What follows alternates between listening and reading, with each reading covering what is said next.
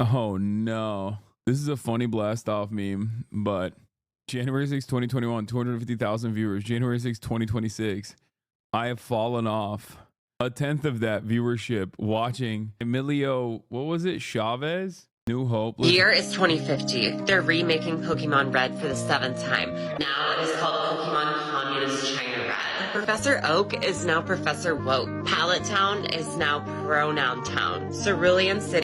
Wait, what? I can't tell if this person. I can't. People like this being for real, or are they just like making fun of right-wing content creators that just say stupid stuff? I think she's joking, right? There ain't no way. Don't say 127, chat. Right-wingers low-key are like that sometimes, okay? City is now Slayrulean City. Bulbasaur is now Homosaur. Pikachu is now Polychew. The Elite Four are now the Liberal Elite Four. Charmander is now Charman I'm with her. The Squirtle Squad is now the Squirtle Squad. Jesse and James have finally come out as a T for T transgender couple. Oh, okay, that's how you know. That's how you know this. That's how you know. There is no way. No transphobic people know everything about trans tech, like all the latest and greatest, but no transphobic person is ever gonna say T for T. You know what I mean?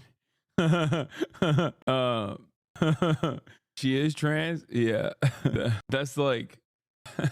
T for T transgender couple. Now, instead of asking if you're a boy or a girl when you start the game, they have 46 different gender options for you to choose from. And guess what? People are still mad for not having enough options. Before battling with you, trainers ask for your affirmative consent. Even having 2 Pokemon battle is way too much of an animal rights violation. Now they come out of the Pokeball and discuss theory and marks. But do you want to know the scariest part? Yeah, this game doesn't come out in 2050. This game comes out next year. That was so good. Does she work for Anthony PD? Smosh?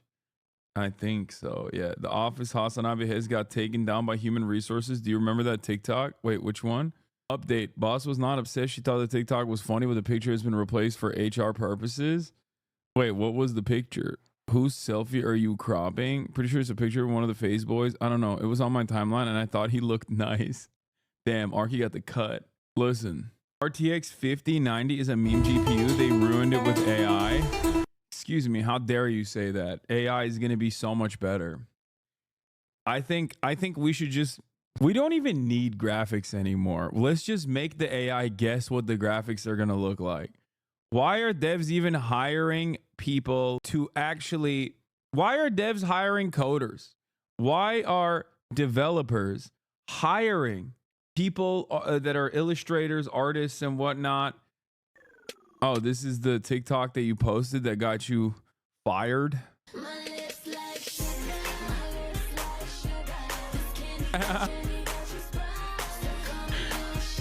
That's hilarious. No, DLSS is not generative AI. Nah, dude, we should do generative AI.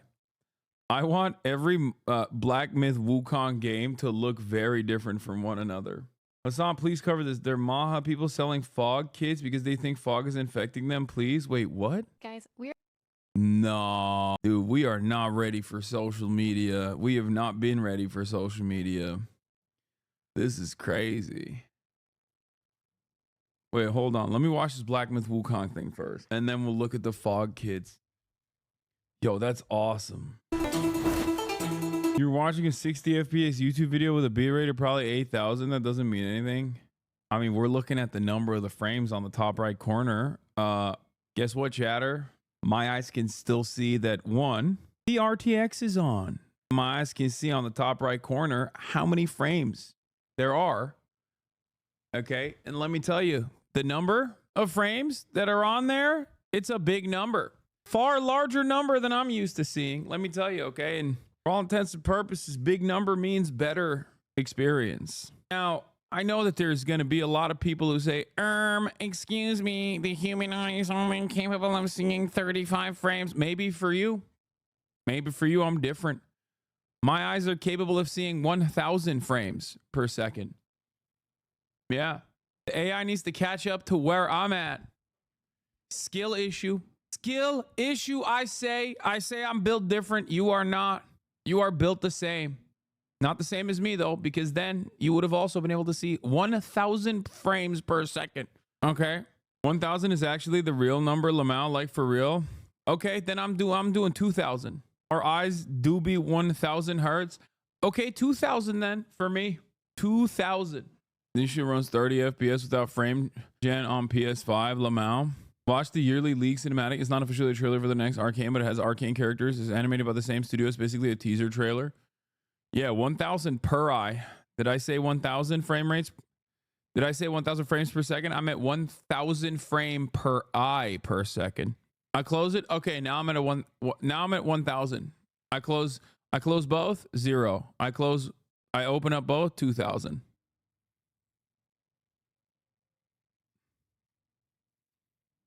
And unlike you mere mortals, I have the capacity to downgrade. Watch this. Click 480p. Okay? That's right. Do you have the capacity to downgrade? You don't.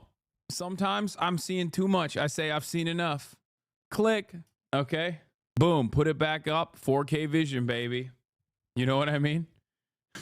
It's important to be able to downscale at times. A lot of people don't understand. A lot of people don't understand the importance of being able to downscale your vision. People think, no, I have to see everything at all times. Sometimes there's things worth not seeing. Okay.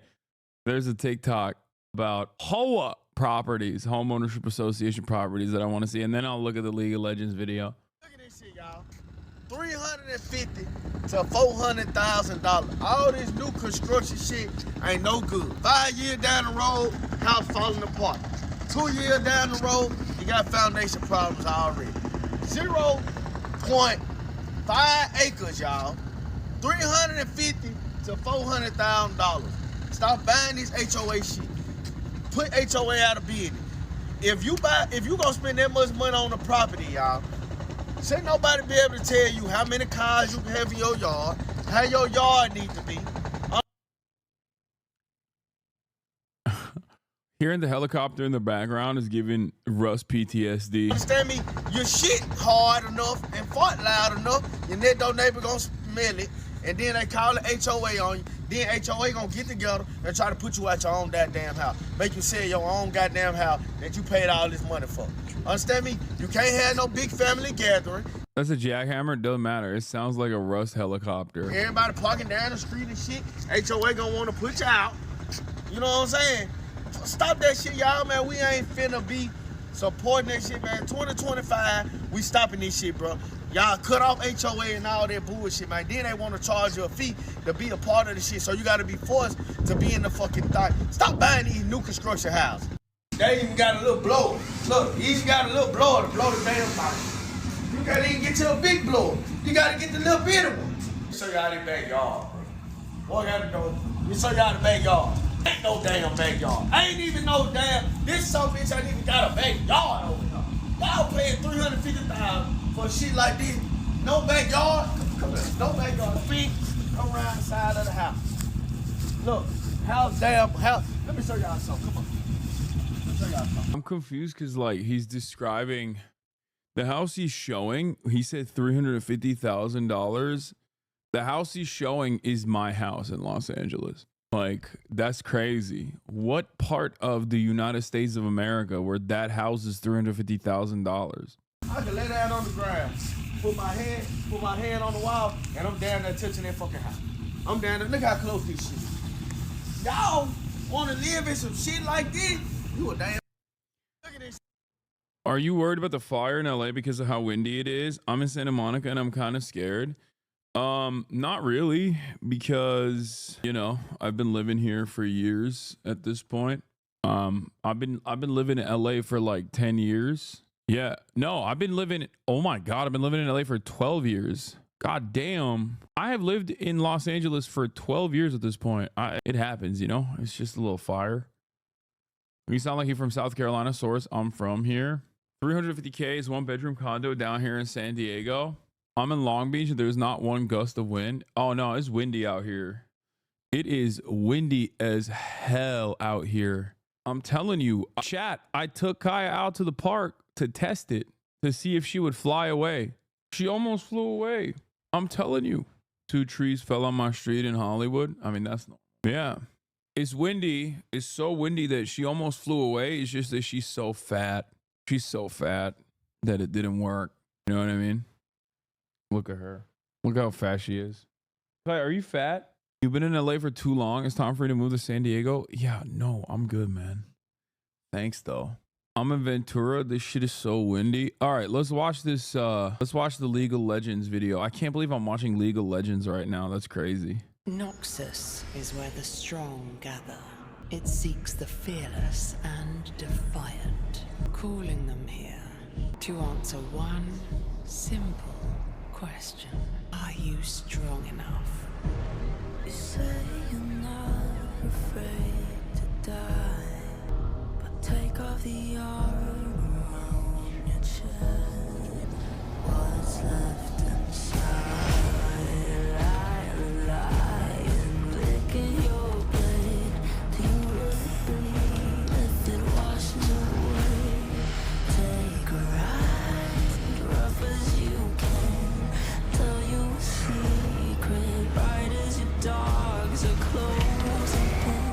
The thing I don't understand about League of Legends is that, like, I feel like there's so many different, like, races and stuff, and there's never any discussion of, like, how these races materialized or how they cooperate with one another, at least in Arcane so far. I'm like when you watch Lord of the Rings, you're like, all right, that's an orc. Goblins and orcs merge together, create the Urukai. You got the tree people and stuff. Whereas like in Arcane, like I have no idea. There's like they're in the city, and then there's like a sexy fish man that everyone was thirsting over on TikTok, and I'm like, how did this happen? Like why is the fish man there? You know? There's lore. Watch Necrit videos on YouTube, kind of fun. I like it when the bite marks cut through. Oh god, the music is so cringe. I'm sorry. I like it when the bite marks cut through the skin. Beautiful music. Music is always like anxiety riddled teenager focused music for millennials, weirdly enough. By the way, goblins and orcs are the same race in Lorder. It's just a difference in terminology. They come from elves, right? They're all elves originally.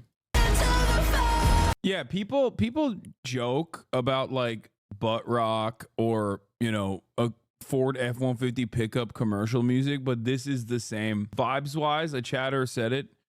I'm repeating it, and you're correct. Vibes wise, this is the Ford F-150 pickup truck commercial music, but for like millennial ladies, I think, and like Zoomers with angst.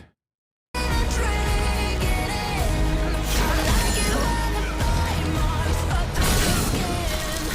like it when the bite marks cut through the skin. It's so sick though, I don't care. Get his ass. Get his ass. Eat him. Kiss him in the face. Does he rip it off? Rip it off. When did they start kissing? Dude, they're kissing so much in the show. They kiss so much, dude. And also, the moments where they're not kissing, they're still spiritually kissing. Like Javik. Like they literally do kiss. It's crazy. Every part of the show is just relationships. Javik is delusion. Okay. This is the most like intentionally / unintentionally bisexual production I've ever watched in my entire life. Hasanabi vindicated. Zoom out. What? This is odd. Sometimes you don't need to tie these two things together. You know what I mean? You don't need to tie Fox 1 sports drama with League of Legends / Arcane.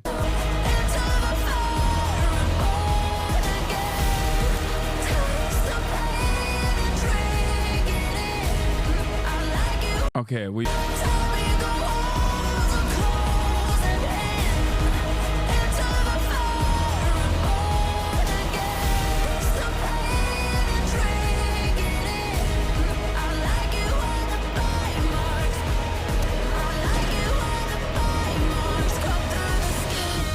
Do you think she likes it when the bite mark cuts through the skin?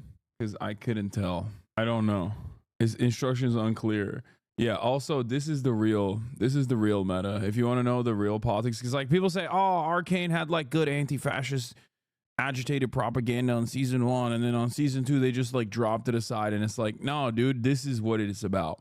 Season 2, this is what they wanted to Arcane and the dangers of snow bunny mind control. This is what season 2 brought us as far as political discourse. Every new path seems to lead us closer to chaos. Perhaps we should focus on the opportunity that's washed up on our shores. Unforeseen turns are simply part of any path. Yes, but that, darling... Crazy that they actually... What? They did that? They did the soundtrack? That's crazy! To woman, it's a woman, to men. Man to woman. From penis to vagina. Yo! This goes hard. For me. That goes way harder. That goes way harder than the breaking my teeth on your skin stuff. Honestly, did you guys hear that? That's crazy. Okay. Let me show you where the original comes from. Like the original work of art. For those of you who missed it, this is Emilia Perez, Golden Globes winner Emilia Perez, and this is a real song in the movie.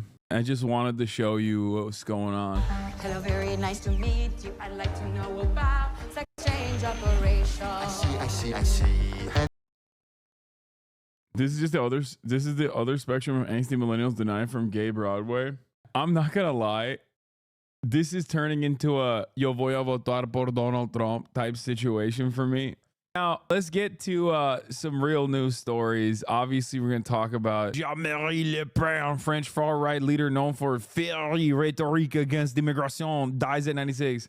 I feel like this inbred Nazi didn't just have some le fiery rhetoric against immigration and a lot more, but you know, cool title. They could never just be like, yo, this Nazi died. But having said that, that's not what we're going to cover yet. We are going to cover the fog. Okay, we're going to cover the fog. Now, a lot of you have been asking me, Hassan, what's up with this fog? And Cutie Cinderella thinks that the fog is not just a regular old fog.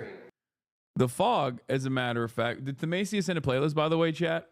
The fog actually is smart dust. Okay, it's smart dust. And what are people doing about the smart dust? Well, they're dealing with it. Here, let's take a look. 2 days into the new year, and we already have wellness influencers selling detoxes for the fog. If you're thinking, Mallory, what's the fog? I'm about to tell you. Okay, Mallory, I feel like you're going to be a little bit undermining of the real fog issue, the crisis. And you are going to regret asking. So in various locations around America and in Europe, there is a lot of fog. And folks online are reporting that after coming into contact with Fogwid 24, conspiracy theories about the fog across certain states engulf social media. this fog, they are experiencing mysterious illnesses, flu-like symptoms, and in true conspiratorial fashion, this has led folks to believe that this is not regular fog. This is in fact what they have labeled Fogvid 24. And as you can read down here, many are theorizing that the fog is actually a chemical attack, a bioweapon testing, and of course, aliens. I swear wellness influencers or like... I'm not kidding. I know we talk about peasant brain, but I think in many instances it's also about like Americans being so incredibly like they just think they're so important. You know what I mean? That's what it is. Americans love being the main character of their story in a way that I don't think other cultures exhibit this kind of tendency, this kind of like hyper individualism. Because we often talk about like the lack of education, ready availability of homeschooling, the fact that it's not illegal, and how public education has been gutted, right? But I think there's something on top of that that causes people to engage in this kind of irrational conspiracy theory. Because like there are places on this planet right now that are absolutely gutted and destroyed by colonialism, by empire, right? By the crimes of empire. I don't think dudes living in the Congo, for example, right, that work in one of these mines are going home and constantly thinking about like, you know, there's alien drone warfare happening in my neighborhood.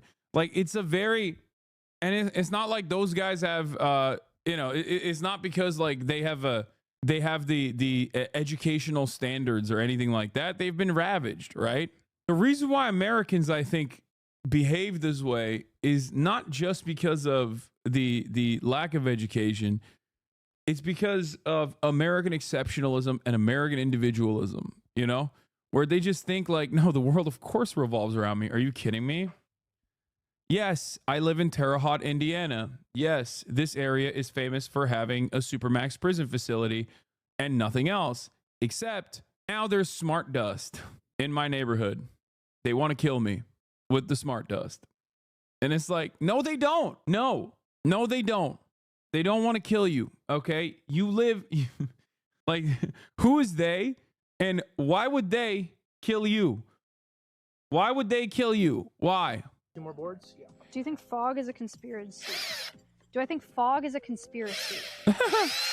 She's going to hide the truth. She's going to hide the truth. Watch. Typical bicoastal elitist. She's going to undermine the truth by saying, fog is a oh, it's just fog. Fog? Conspiracy. Yeah, what are they doing in the fog? Yeah, these guys simply don't understand. What are they doing in the fog? They're killing Americans, okay? They're making them woke and gay. And also, that's the reason why my wife left me. And they took the kids. Because of the fog. Deborah would never do such a thing. Even though I spend most of my days working a boring ass job that I absolutely despise, only to come home later at night to just engage in the most vigorous masturbation session before getting absolutely destroyed in a game of League of Legends and then taking out all my anxieties and frustrations on my wife and never taking care of the kids. That's not the reason why she left. She left because of the fog. She left because of the smart dust. God damn. Otherwise, I would have to take accountability over my own actions, and that's not good. That's not a good thing at all. What do you mean by that? Like, it's not real? I keep seeing that shit everywhere. Dude, if you're seeing fog is a conspiracy everywhere on your socials, you're cooked. That's the pipeline, baby. You gotta reset. Guys, this is the last one on this side. All right. Well, she moves on from it. She said that's the pipeline and you're cooked because she's obviously a liberal cat lady. Okay. Liberal cat lady. Hello. She literally has numerous animals. Okay. She's such a cat lady. She's moved on. She's elevated from cats to sheep, goats, birds, otters, ferrets. Come on. Duh. This is the future JD Vance wanted to avoid. Of course, she's going to lie, ignore Hassan thirst talks, get fog TikToks instead. Oh my God, that's right. That's right. She's Cinderella. This is what you did to yourself. Okay? All of the Hasanabi thirst talks that you did not show support to as my friend, okay? You should have done that because you're supposed to be my friend. You're supposed to hit the thirst talk videos with a like and support and be like, oh, that's cool. That's my podcast co-host. There goes my podcast co-host, right? Instead of doing that, guess what you did? You said, not interested. And then TikTok looked at that and went, what's the opposite of Hasanabi thirst talks? Fog conspiracy theories. Yeah. Hasanabi thirst talk daughter or fog talk son is the real question.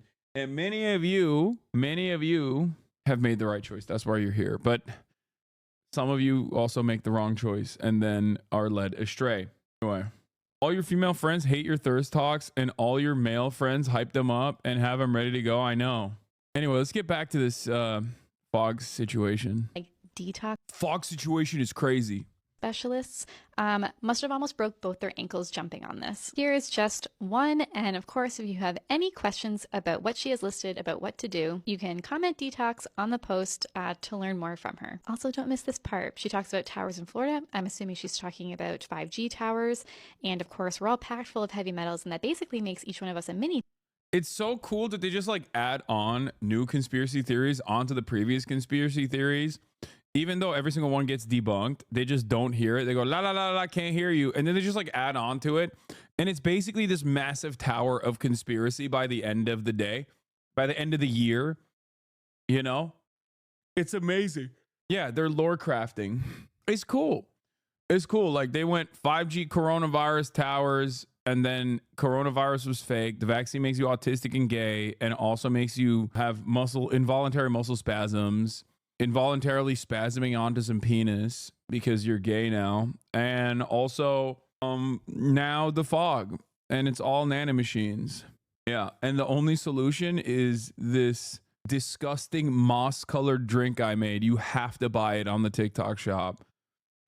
It's not FDA approved because we obviously hate the FDA. More like FD gay. They also want to make you gay. Turns out everyone is trying to make me eat penis. Why is this? I'm fighting against the urge every day of eating penis, okay? Because I drink my green gunk.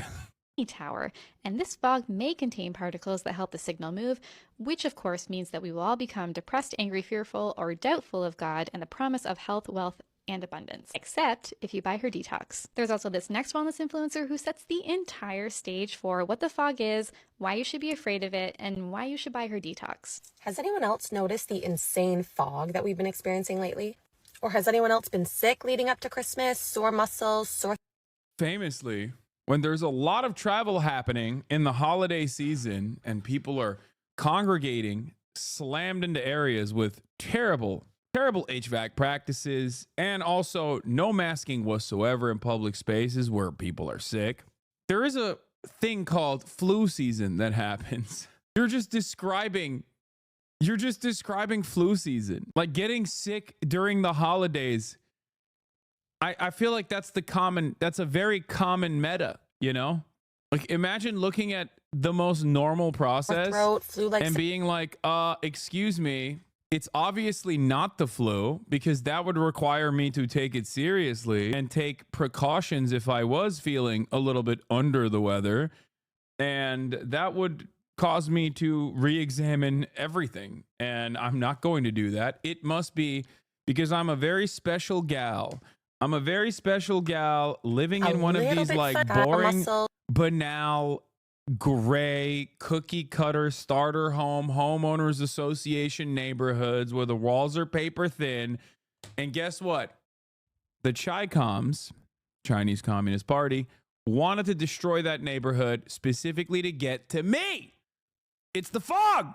They tried getting to me with the drones. And then now they're trying to get to me with the fog. Sore throat, flu-like symptoms, anything like that? Or that the skies were looking a little bit funny leading up to Christmas as well? What? None of those photos look funny. That's just the sky. You posted photos of the sky as planes are flying in the sky. You're... Chemtrails, brother. That's right.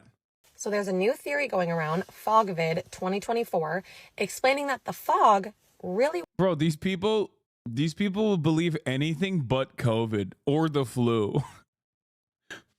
At a certain point, you got to be like, damn, dude. Like, you're intentionally avoiding the truth. Okay? Like, what do you mean FogVid? What are you saying? You're so close. You're so close to it. You're like, nope. I chose to arrive at an entirely separate conclusion that is utterly devoid of material reality. I will never make a correct assessment. Do you understand me? It can't be the common flu. It must be nanomachines created through fog, which is not a direct consequence of just the weather patterns changing from hot to cold, but instead smart dust. This is a multi-trillion-dollar operation. And guess what? You know where they're using this multi-trillion-dollar operation? Lo and behold, my backyard. We don't even have a grocery chain that sells fresh produce in a 4-mile radius. But you know what we do have? Nanomachine fog. I live in a food desert. There is no public transit. I rarely ever go to third spaces because there's nowhere to congregate. There's nowhere to talk to other human beings. So I, basically fantasize about socializing with my fellow man by being online all the time and hallucinating. That's where I'm at, though, because I'm God's special child. Even though virtually everyone and everything has left me behind. You know who hasn't left me behind? Governments. Governments that are chasing me. Governments that want to kill me with nanomachines. Why are they doing that? I don't know, because I'm the most special boy that has ever existed. Duh. It wasn't what we thought it was. Now, I don't know about you, but I know that they've been spraying us like bugs for years now, and I believe that this is just yet another experiment to test some sort of virus on us. There's a reason why my family and I did not get this fog vid and why we have not been sick in years. That is because terrain is everything. We detox ourselves every single day to remove any heavy metals or environmental pollutants that we are unwantedly exposed to and support the body in their removal. The reason why neither myself nor my family got fog vid is not because we just made it up online. We just made it up and it's not a real thing. It's because of the vape juice that I drink. And you can also save yourself as well with the vape juice that I inhale every day. The world is getting scarier and scarier, and you need to have this in your back pocket to protect yourself. Those tinctures that she just showed you, I have seen all over Instagram and TikTok for so long, but they have predominantly been sold as a parasite cleanse, except now they're also a fog detox. A lot of the narratives in the wellness industry shared by wellness influencers have and will continue to piggy off conspiratorial thinking. They're the perfect pair. They're the perfect marriage. They both lack nuance. They both... RFK #1 fan and basketball terrorist Kyle Kuzma was also talking about the fog recently. Yeah, that's how you know it's like the dumbest narrative alive, okay? When Kyle Kuzma starts talking about it, that's when you know you can discard it in its entirety. Do you understand me? Basketball terrorist Kyle Kuzma. That's how you know. That's Donald Trump's strongest soldier. What's happening here? Both speak in absolutes. Both lean into this assumption of something nefarious, a group that you cannot trust. We are 2 days into 2025, and I am already asking myself, what the fuck? Yeah, of course you're asking yourself what the fuck, because you don't want to know what the truth is. Anyway, speaking of society becoming deeply unwell, here is our next president. Only 13 more days until he's officially the president, okay? Just so you understand. He delivered an incredible press conference at Mar-a-Lago this morning. And let me tell you, okay, he is, oh boy, you are not ready. Or you're thinking like, oh, I'm ready. I've heard Trump say a bunch of crazy stuff. Let me tell you, you are not. He's gearing up for some stuff, okay? You should keep a swear jar. Wait, what do you mean? Have I been cursing? I don't think I've been cursing. I've been pretty careful not to. I mean, that doesn't mean I'm never going to curse. I am going to curse. I'm going to curse, but not always. Very respected gentleman. And I'm thrilled to announce today I'll be back in a that second. DMAC will be investing at least $20 billion over a very short period of time into the United States, and they may go double or even somewhat more than double that amount of money. It's a great thing, and I believe he will say that he's doing it because of the fact that he was very inspired by the election. They wouldn't do it without that election. I can tell you a lot of people wouldn't. You saw last week where we have somebody who's going to go from $100 to $200 billion. We have many other people, and we'll be bringing some of them out. Some of them like to do it somewhat more quietly, and some don't, and they feel so strongly about the country that they want to let people know about it.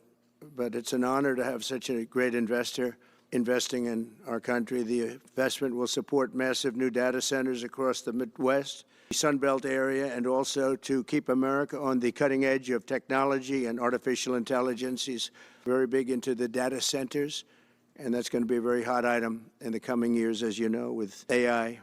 In particular, the first phase of the project will be in Texas, Arizona, Oklahoma, Louisiana, Ohio, Illinois, Michigan, and Indiana, those places.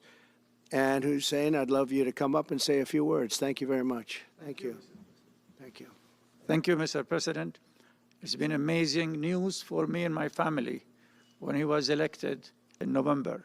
We've been waiting 4 years to increase our investments in U.S. to a very large amount of money. We are a company operating in more than 20 countries around the world.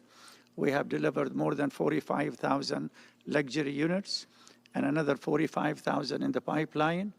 In data center, we are in 10 countries around the world, in Asia, Europe, and Middle East. And we're very, very excited now with his leadership and his open strategy and policy to encourage businesses to come to U.S. For the last 4 years, we've been waiting for this moment. And we're planning to invest $20 billion and even more than that if the opportunity in the market allow us. But at the moment, we're planning $20 billion in data center, catering for the AI and cloud business for the hyperscalers. Fantastic. Thank you, Mr. Great President. honor. Thank you very much. So nice. And that man knows what he's doing.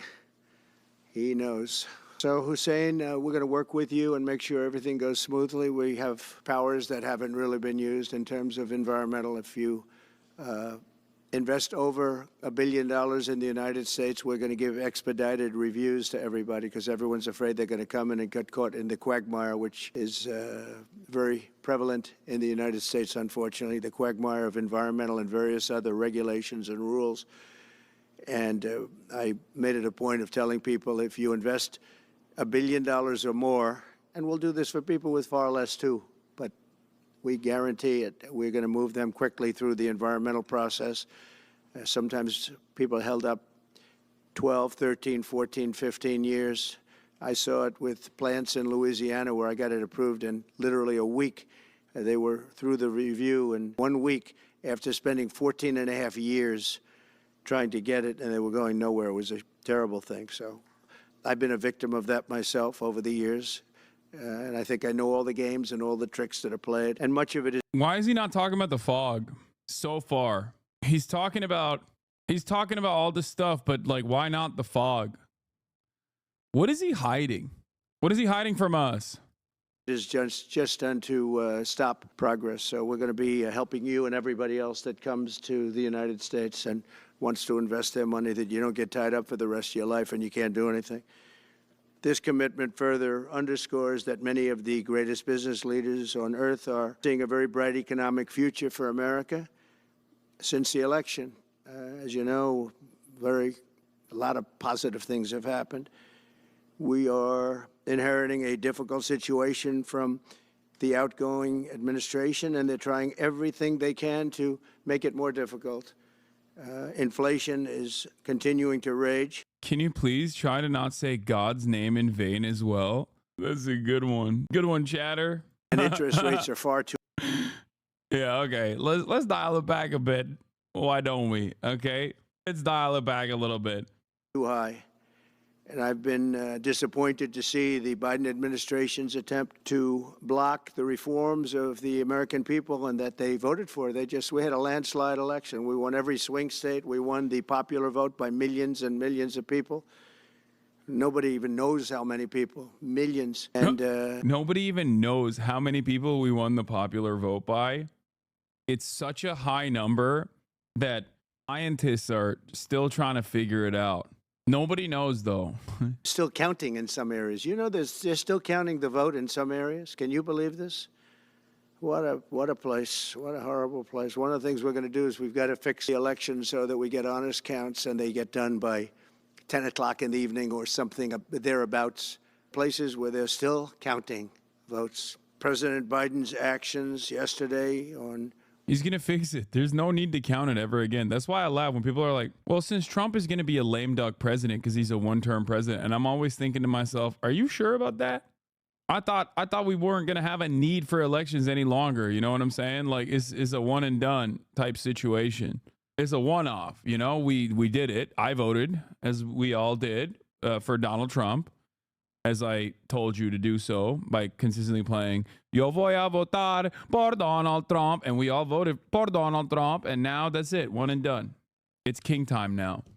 America must restore the monarchy. Offshore drilling, banning. Bro, you're so libbed up right now. What? Yeah, I am. I'm so libbed up, I've decided I'm voting for Donald Trump. That's the maximalist liberal position, is like... Offshore drilling. Will not stand. I will reverse it immediately. It'll be done immediately. And we will drill, baby, drill. And we're going to be drilling in a lot of other locations. And the energy costs are going to come way down. They'll be brought down to a very low level, and that's going to bring everything else down. That's what caused it to go up, along with the ridiculous spending on the Green New scam, all this money, trillions. Yeah, it was crazy when we did the Green New scam. It was crazy. Remember when we did the Green New scam, dude? And hamburger was made illegal. Nandre was right. Yeah, never mind. This guy's anti-Semitic as hell. Told me he voted for Trump because he made his house cheaper. Disappointed in you, Hassan Lahan. Oh, it's freaking drink regular soda, man. It's because of the sparkling water rant. Of dollars. It's like throwing it right out the window, what they're doing. And they're trying to spend so much now. They're just taking money and giving it to anybody that wants it for any project at all, if it's certified under the Green New scam. And they don't work, and it's too expensive. Oh, damn. That's a great one. I hate how he doesn't call it the Green New Steel. I think maybe there's a positive, too positive of an association with Green New Steel. Maybe that's why. Because it's like, oh, it's a steal, you know? Like, that could be positive. Like, oh, it's basically a steal. You might as well do it. That type of situation. That's why he's saying Green New Scam. Even though I do like Green New Steel. But I guess it's also kind of close to Stop the Steal. You don't want to confuse these guys, you know? They don't have a lot going on up there. And, you know, they told me that we're going to do everything possible to make this transition to the new administration very smooth. It's not smooth because they're doing that. They're playing with the courts, as you know. They've been playing with the courts for 4 years, probably got me more votes because I got the highest number of votes ever gotten by a Republican, by far, actually, by a lot. And, you know, we had a great election, so I guess it didn't work. But they're, even to this day, they're playing with the courts. They have their friendly judges that like to try and make everybody happy on the Democrat side.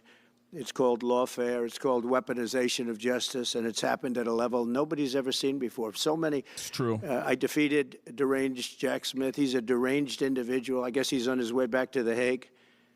And we won those cases. Those were the biggest ones.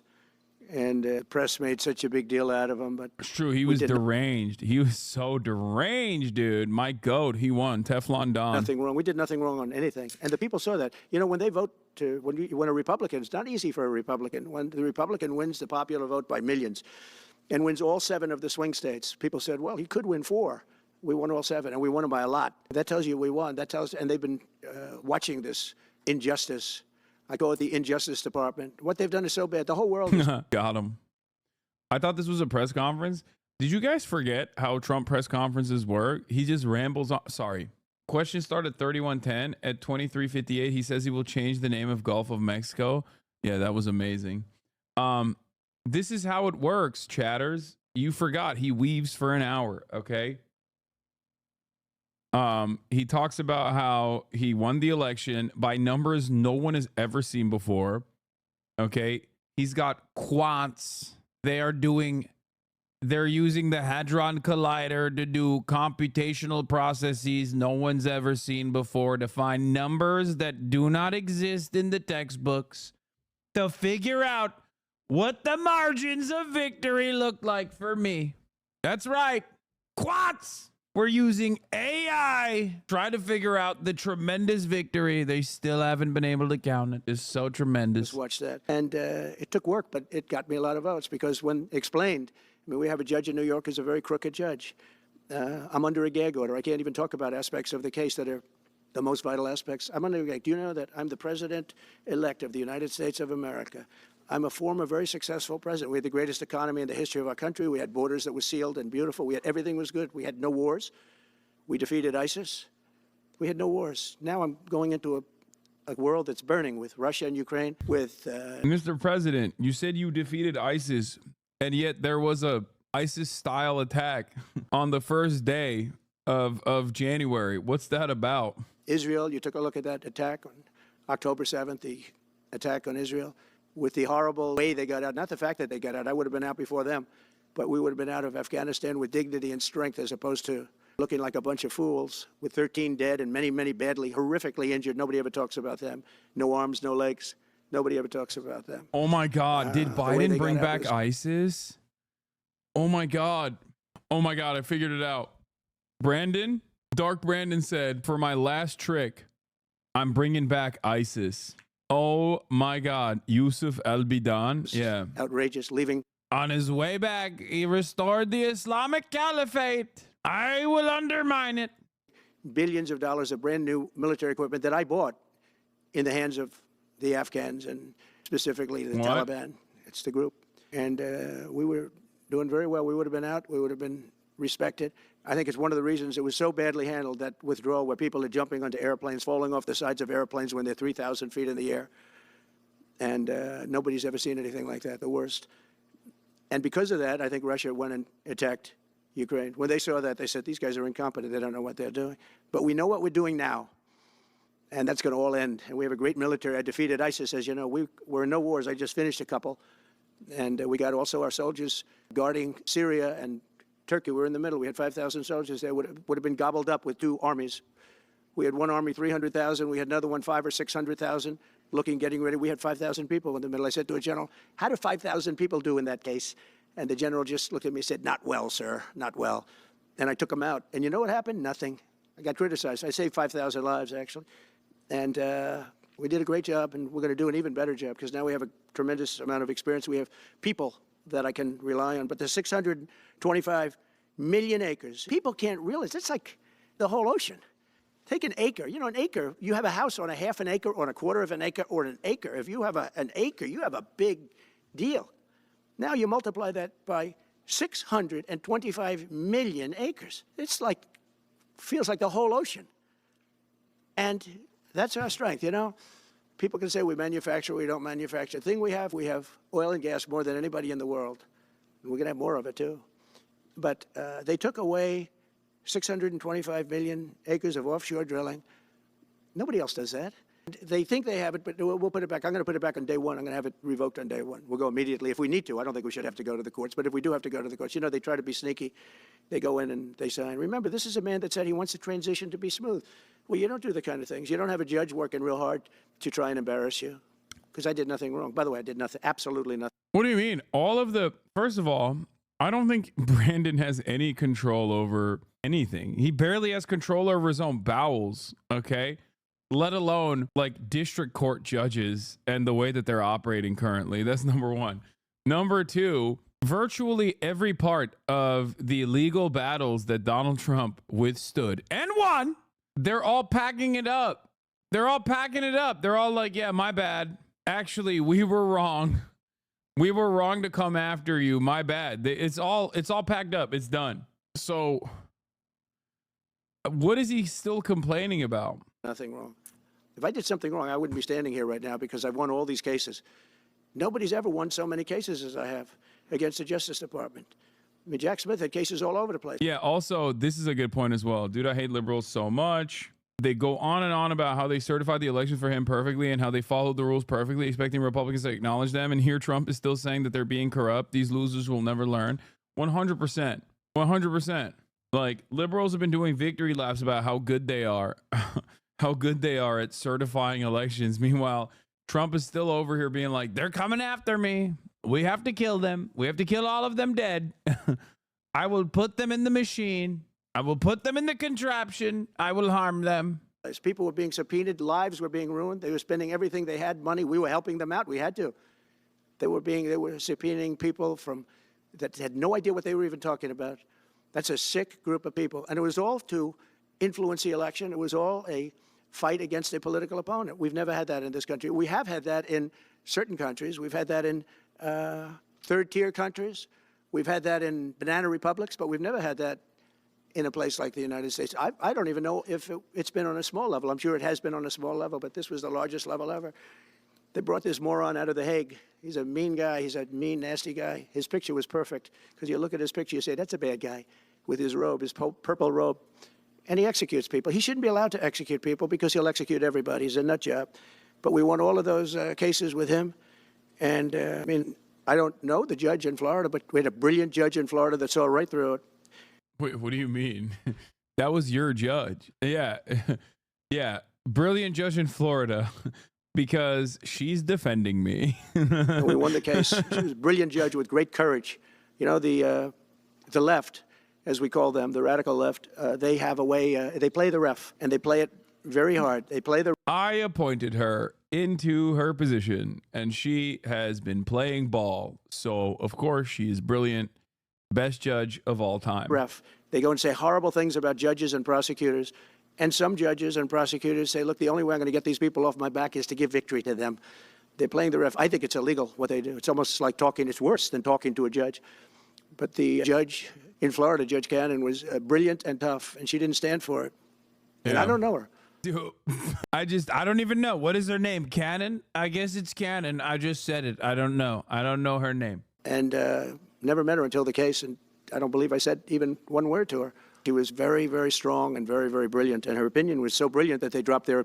The Palisades fire is going sicko mode, bro. Does anyone have a like a real-time news coverage over it? Because I want to see what the hell's going on in my backyard, dude. Are you guys exaggerating, or is it really that bad? Wildfires break out in Southern California. Oh my God. Wait, why is there no audio? My family and I are praying for you, Kai and Austin.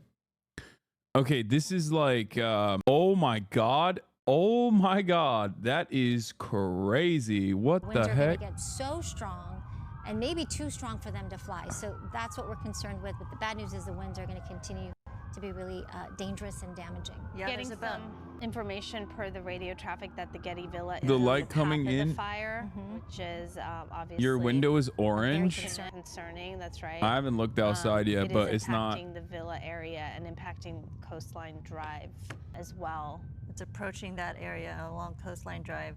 And as you were mentioning, Maria, there's about 5 hours left of daylight when you think about it. Yeah. And that's the operational hours that are going to be most significant for these Go firefighters. outside? No, I'm And too you're looking scared at to the look smoke outside. curling straight up, which is great for right now. So we're not looking at these extreme wind gusts. Right, so this is that window. Yep, the window of opportunity is right now, and they're certainly trying to take advantage of that. Well, the fire is blowing in the exact opposite direction, so I think I'm safe in West Hollywood, but it is kind of crazy that it's just like ripping through the Palisades. You're so oblivious, dog Lamau. No, it completely, like, it completely moved. I think it went from the valley directly to the ocean. So it's pushing. Here's the live fire map. Let's take a look. Hold on. Clocking in near 60, 70 miles an hour. There's some. Never mind. There's other places where there's fires going on as well, but to be gusting near 85. So we're talking about hurricane force wind gusts here, and that can just spread the fire and of course those embers. this is not the best map. I mean, it is the best map, but like it's nerdy. I need better visuals to understand. Bro, that $1 million house is your house, right? Yeah. This fire, we're getting reports of spotting on both sides of the Palisades Drive area. So it is going further south toward the shore there in the ocean. So please stay alert if you're We do have Haley Winslow right now with us. Hey Haley, let us know where you are and who you're with. And They have a mandatory evac in the Palisades right now, according to the LA Fire Department. If you're near the Topanga State Park, just down really from the Getty, it looks very all the way ominous, up to sky. Santa Monica. The traffic was insane trying to get here, gridlocked. And I've got a very dear friend on the line right now, Eric Robertson, who is trapped in the fire. Whoa. I've got him on my other cell phone on speakerphone so he can describe Whoa, look what's at the going on plane. from his perspective. He's been sending me videos. We're having a hard time getting them in. Eric, what's going on where you are? Well, we're in the middle of the Palisades Chat, Island. this is where West Hollywood is, okay? This is where the fire is. And the fire is blowing towards the ocean. So around us on one side is just billowing smoke. We were standing about 100 yards away from where the fire started. Right when it started, we were out for a walk, and the flames were 30, 50 feet tall. The helicopters dropped, load after load of water, and it still kept spreading so quickly. So it's traveled all the way down the hill. It's crossed Palisades Drive, which is close to Sunset Boulevard, near the PCH. It's our only exit, and there's a car on fire down there. One of our neighbors tried to drive down. They were turned back because the road is surrounded by fire. So we really have to stay put for now. The fire isn't immediately upon us, but it's really close and it's pretty scary. Okay, yeah, they're showing your video. Dude, imagine you're a fish and you're chilling. All of a sudden, this big ass plane comes in and just picks you up and then dumps you on top of a fire.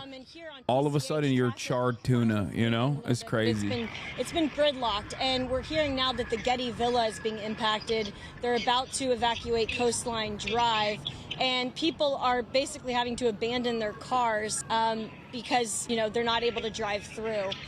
What's going on in your neighborhood? Like, what are people? I'm sure they're not, you know, they're, you know, on edge. Kind of standing by. We're all at our garages outside, you know, kind of waiting for the all clear. Everyone's got their bags packed. We're kind of poised to run away once we're able to. But at the moment, we just have to stay put. Those planes have fish whistles on them? Wait, what? So why can't you get out? What makes you trapped? The road's closed, What right? do you mean, what makes you trapped? Look at the PCH is already gridlock all the time. It's not shocking that it would be extra gridlock during a fire. The road is shut for now. All right. Well, be really careful. Thank you very much. I'll call you back in a little bit and check on you guys. But yeah, thanks, Eric. Bye. So that was Eric Robertson. He is right there in the middle of it, in the thick of it. And you can hear the sirens. I mean, it's nonstop. I mean, police driving on both sides of the road. Everyone's pretty much driving like a maniac when you can finally move. And yeah, again, the sky just very ominous out here. You can't even see the Santa Monica Mountains at all. And I know Maria's probably kept you very well updated with the weather, but the winds just in the last 40 minutes, I've seen 35-mile-per-hour wind gusts, and it's looking like overnight tonight and tomorrow, it's going to be like 65 to 70-mile-per-hour winds. So this is only the beginning. This isn't even the peak of this monstrous Santa Ana wind event that we're hearing could be the strongest of the season. Roxy? Yeah, well, Marie's standing right next to me, and she was just mentioning how up top the winds are much even stronger. Yeah. So you're reporting this at the surface, and you know that up at the higher elevations, it's going to be gusting now closer to between 60 and 80 plus miles an hour. Captain Eric Scott was saying how the conditions out there today are so bad that we have to go back to, he was saying even 2011 was the last time that we saw the dynamics in place. At least all the billionaire Palisade homes are burning. Brother, I don't know how to explain this to you, but it's not just rich people that lose their lives and their homes in this process. It's going to be quite difficult for you to comprehend, I know. But it's usually the really rich people that can avoid the worst of the worst. And it's almost always the normal folk and poor people that actually get cooked in this process. Like, I'm reminded of the time where Kanye West hired a private brigade of firefighters to basically create a security perimeter around his house. Soon, but this is just such a hard situation for so many residents there who are under that evacuation order, trying to leave, perhaps can't because of the traffic, but where are they going to go on foot? You know, that's the big question, right? How far can they go, and who's going to help? So you can tell that, you know, it's probably like the last resort. Okay, great. So I think our photographer Armando connected us with this gentleman. Hello, sir. Can you hear me? Can you hear us? If you could speak into the microphone. The microphone. Maybe. There we go. Hold the microphone up to your mouth. Hold the microphone. There you go. Yeah, I don't hear anybody. Yes, we hear you. Do you hear us?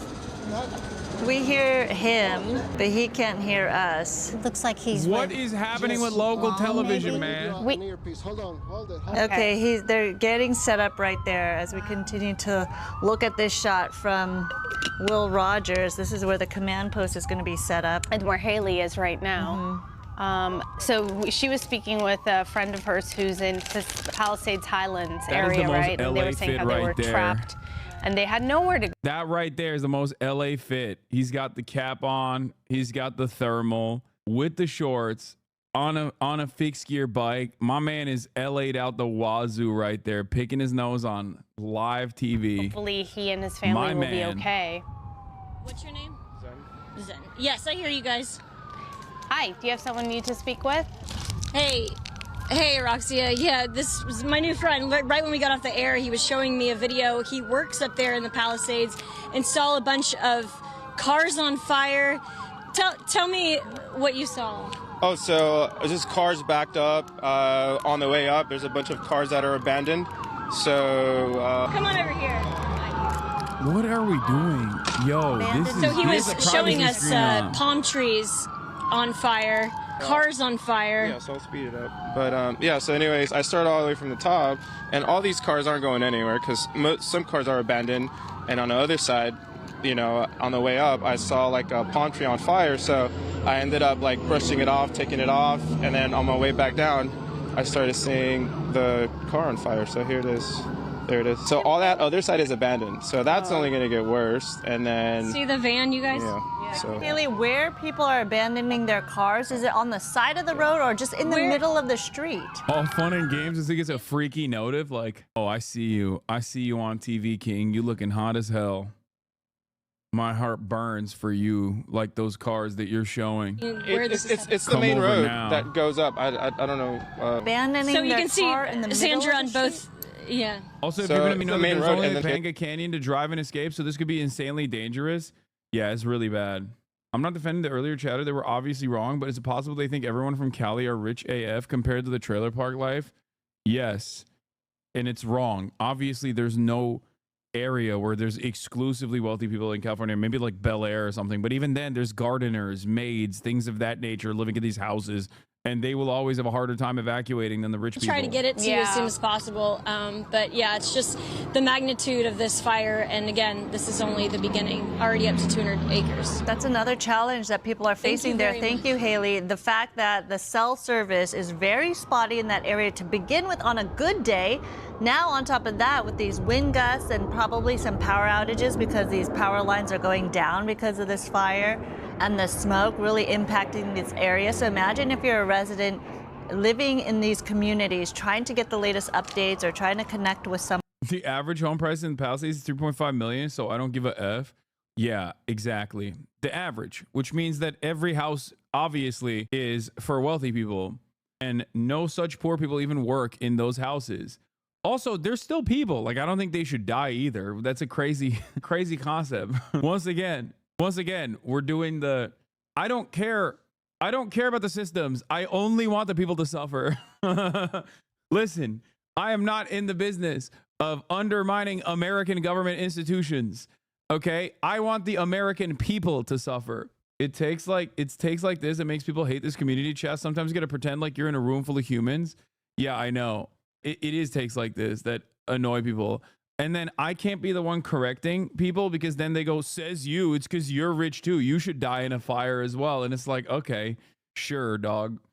Just like, please have a semblance of normalcy for once in your life. Oh my Lord. Speak to those people. It was hard to make that connection, and they probably aren't quite in the mood to speak anyway, trying to get out of the area. Not sure how far they're going to get with having to be on foot, of course.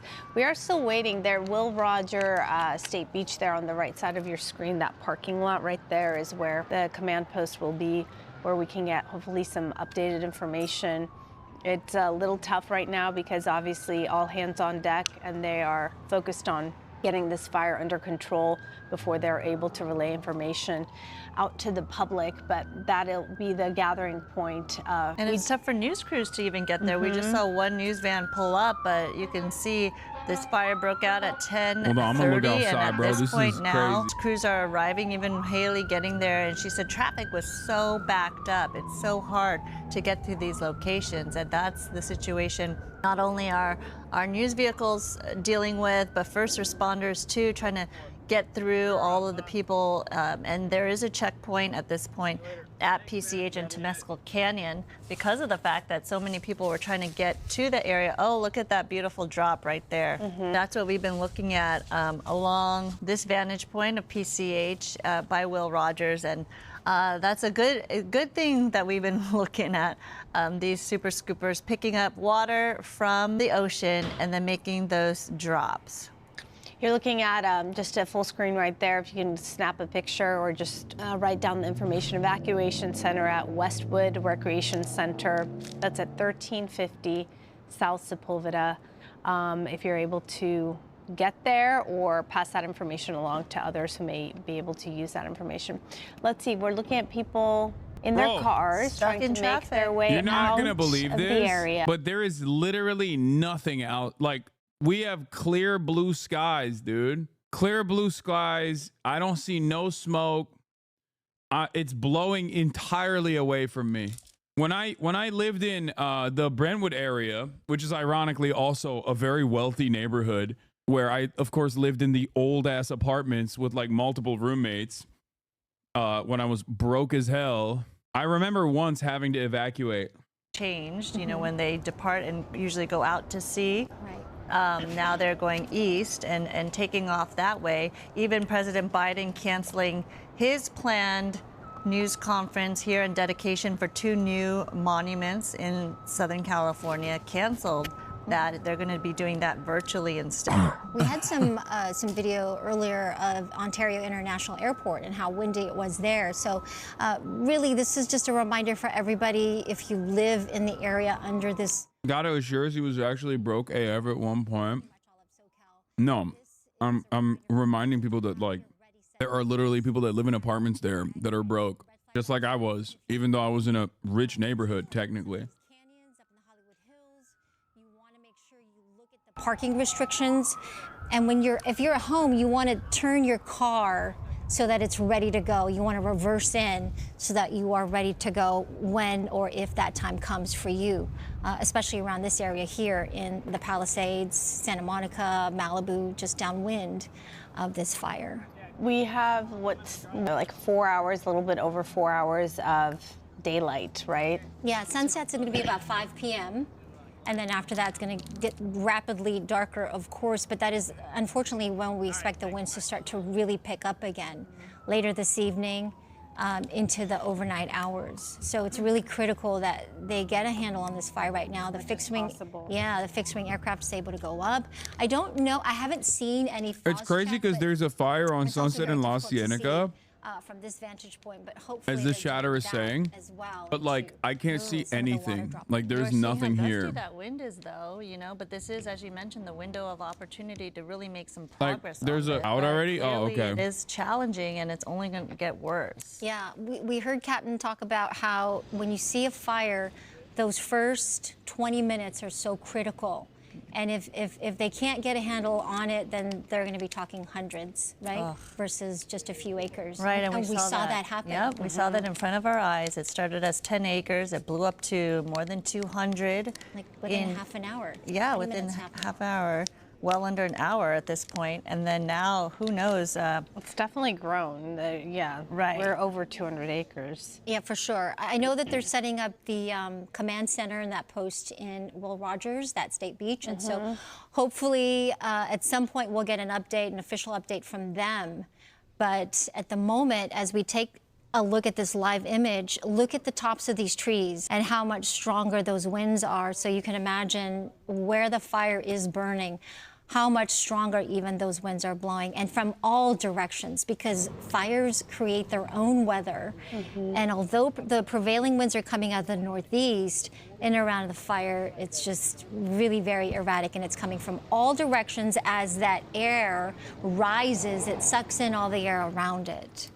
And as we get closer to nightfall, the wind is really going to pick up, you said. Yeah, those wind gusts are expected to be between 60 to 80 miles an hour.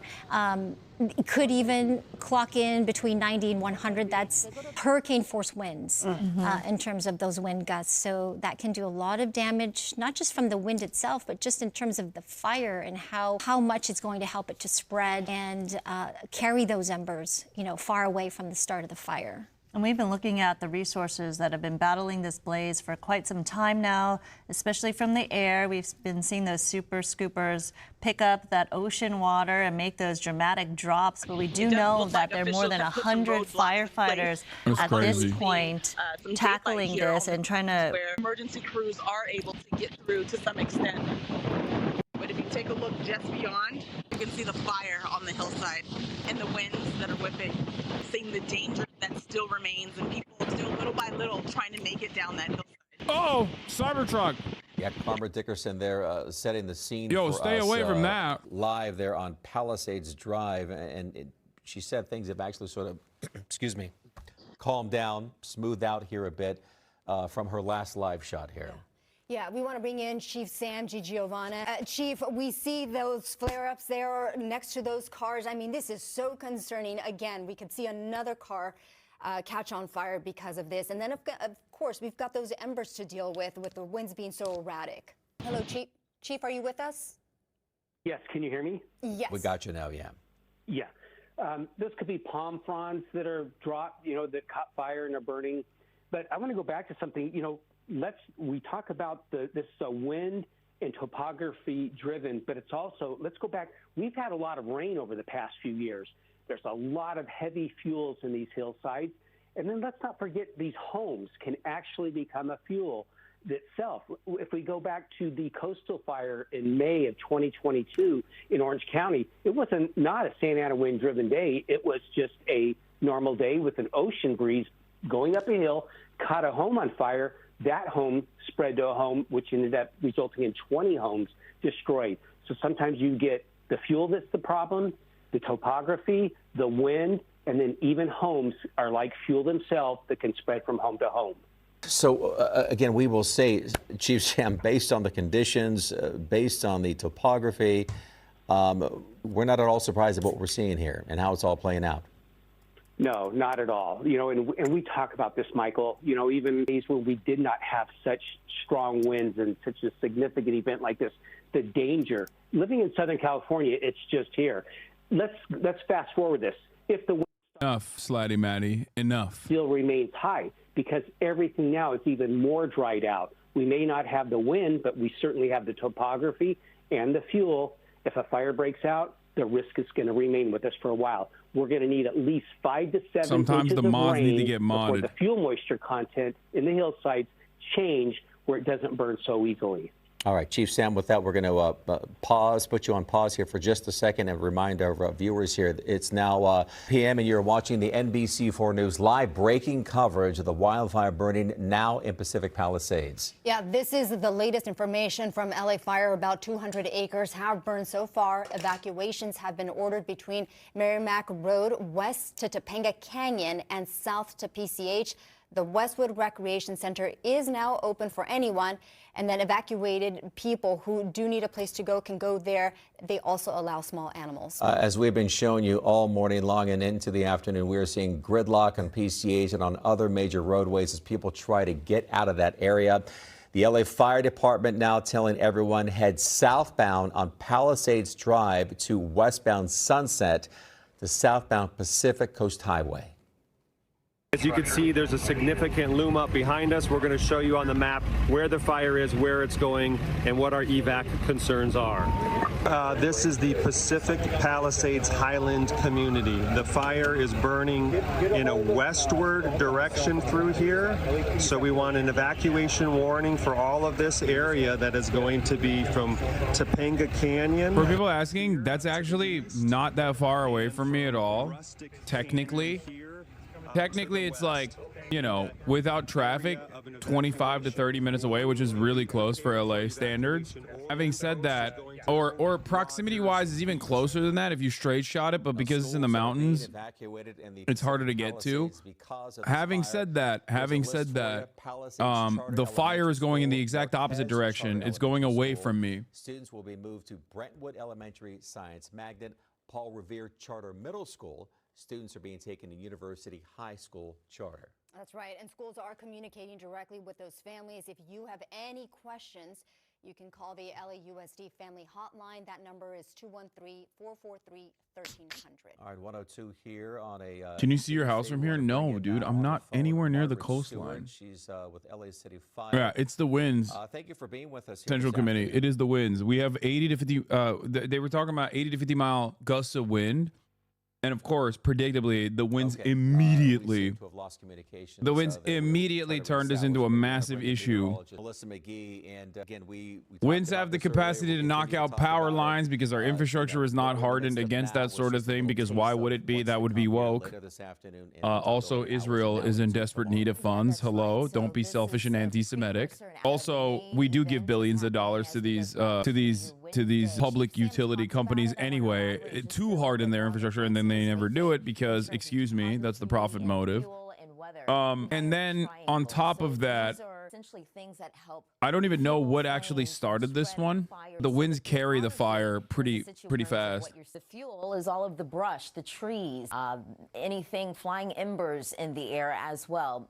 Things have been very dry here in Southern California. We've seen 0.16 inches of rain here in LA County. We should be closer to a little bit more than 4 inches at this point in our season. So the relative humidity will continue to drop as we go throughout the rest of the afternoon. And that's a problem because that will only help to spread fires more quickly because of the dry vegetation and low humidity on the ground. The other aspect in terms of the weather, the Santa Anas. This is a significant Santa Ana wind event. The National Weather Service has called this life-threatening in some instances.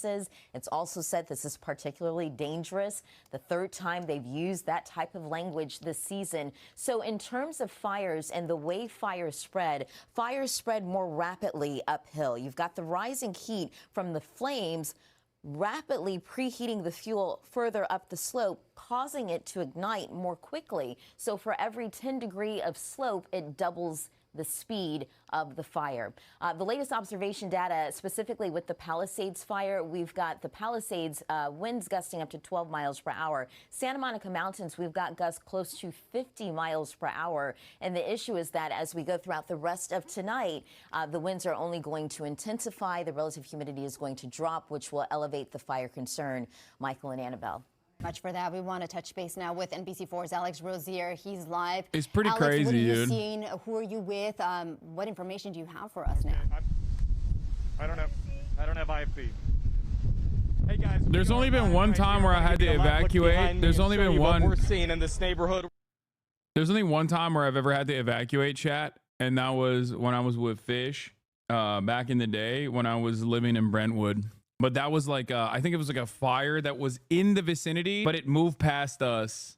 But I still had to evacuate one time many, many years ago. And the way I evacuated was by going to work, basically. I went to work anyway. Neighborhoods, and it's starting to happen. This is Lockman, and it's burned sort of around this knoll for some reason. We're on a ridge, but it's burned down into Palisades Drive, down into that canyon, and it's gone over to Bienvenida down that canyon. So there's that school, St. Matthews over there, and Calvary on Palisades Drive. Both, I'm sure, are evacuated. So schools and homes, a number of neighbors have already evacuated. What was How ironic. A little bit ago, someone was saying the fog is fake. Now he's shaking in his billionaire shoes in his $10 trillion house. God is good. Hell yeah, baby. That's right. God is punishing me for questioning, undermining the narrative of the fog. God was like, oh yeah, you don't like the fog? Guess what, dude?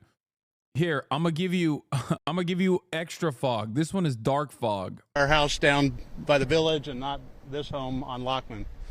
It's been in the Highlands. We lived there for a little while. It's been around, but it's never burned this area. As you stand here, the wind's blowing, the smoke around us, what's going through your mind? It's a strong wind. It's stronger than normal, so that's what drives the fire. There could be an ember a half mile away, and it catches the wind, and it lands over here and starts a whole new deal. I've seen several of them just start out of nowhere.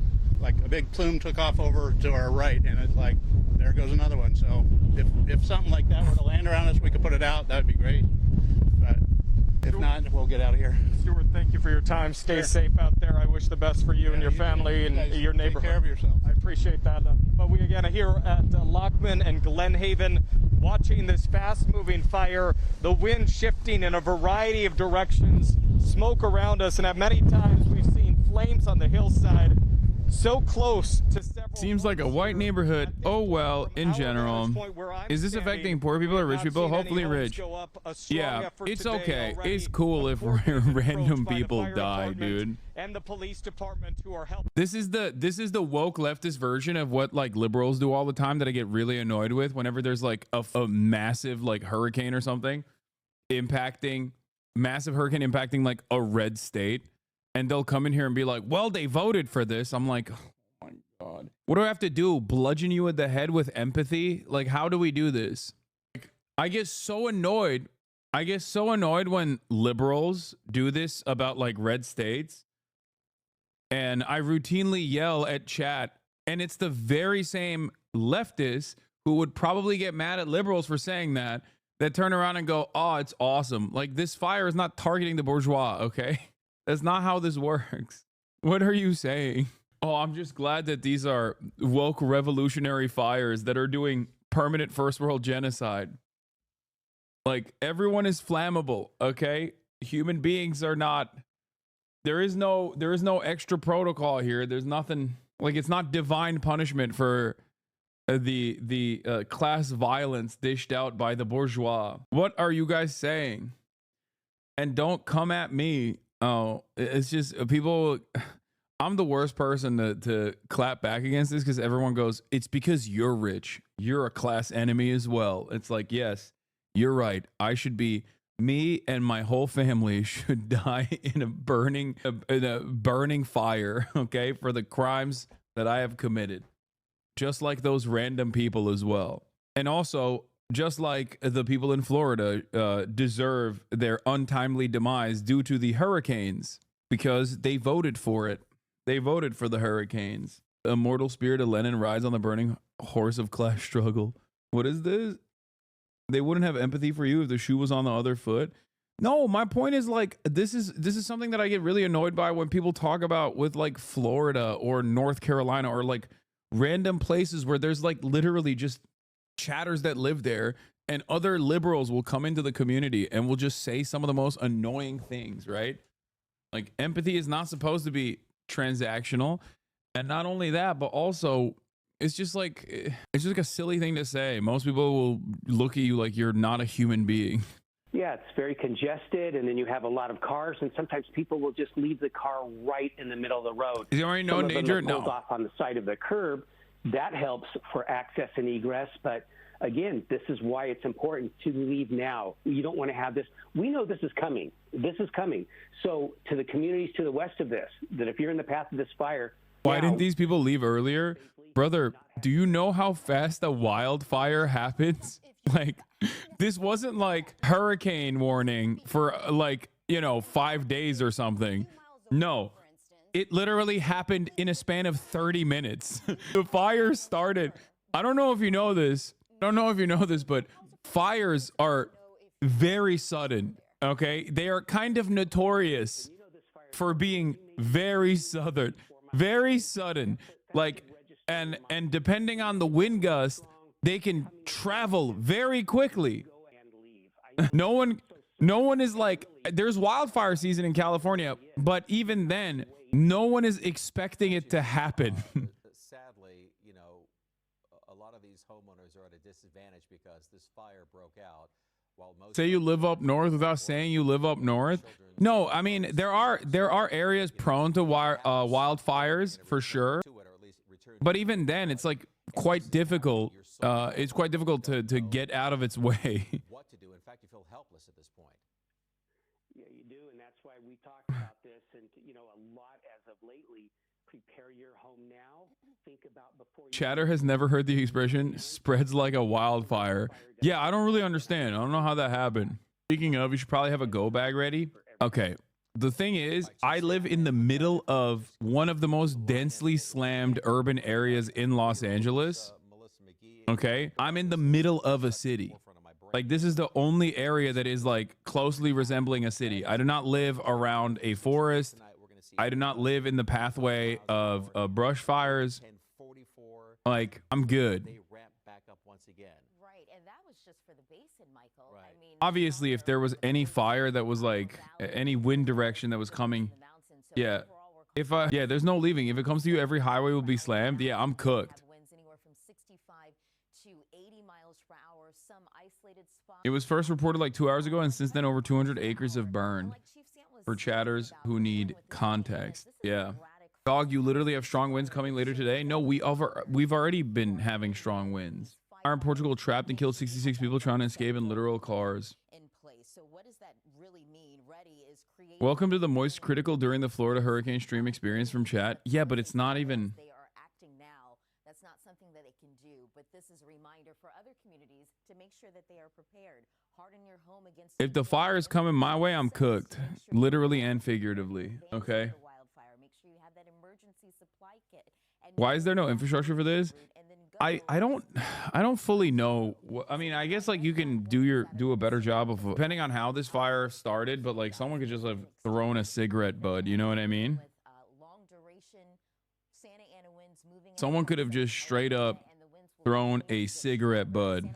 Per hour. And as we're watching the images on the right of your screen, the firefighter tackle the flames of what looks like a structure. Or a gender reveal. Now you're dealing with flying embers in hot spots. So this is a concern, and this is why we say erratic wind behavior, because we're dealing with a specific fire.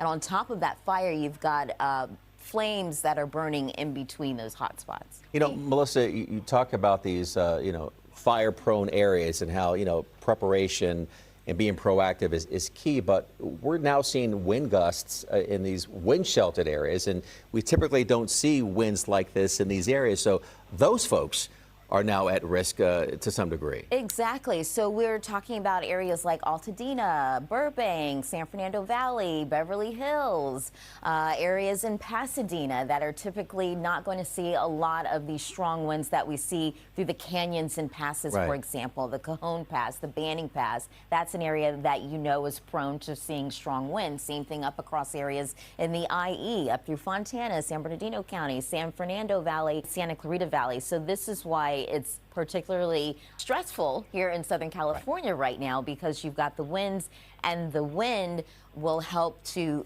fuel the erratic behavior of the fire. And I'm so glad that you're talking about how long this red flag warning is going to last.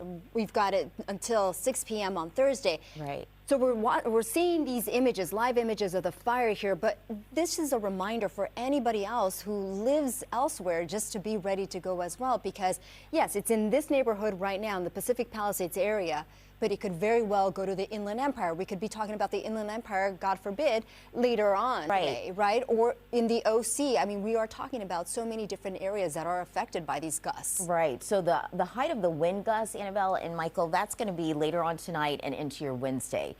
We'll have to wait and see if the National Weather Service extends any of these high wind warnings or wind watches that are posted here in Southern California. But that's where we're anticipating those strong winds, increased wind across our region.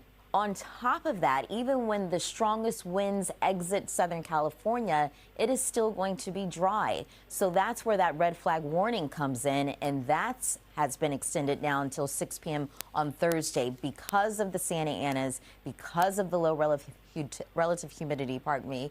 This will certainly help to elevate and spread fires quickly, and we're starting to see that this afternoon. I got one more question for you. You got it. I know. You're working overtime over here. But we're here for you. Yeah, you mentioned earlier, and correct me if I'm wrong with this number here, but you said so far we should have at least experienced 4 inches of rain.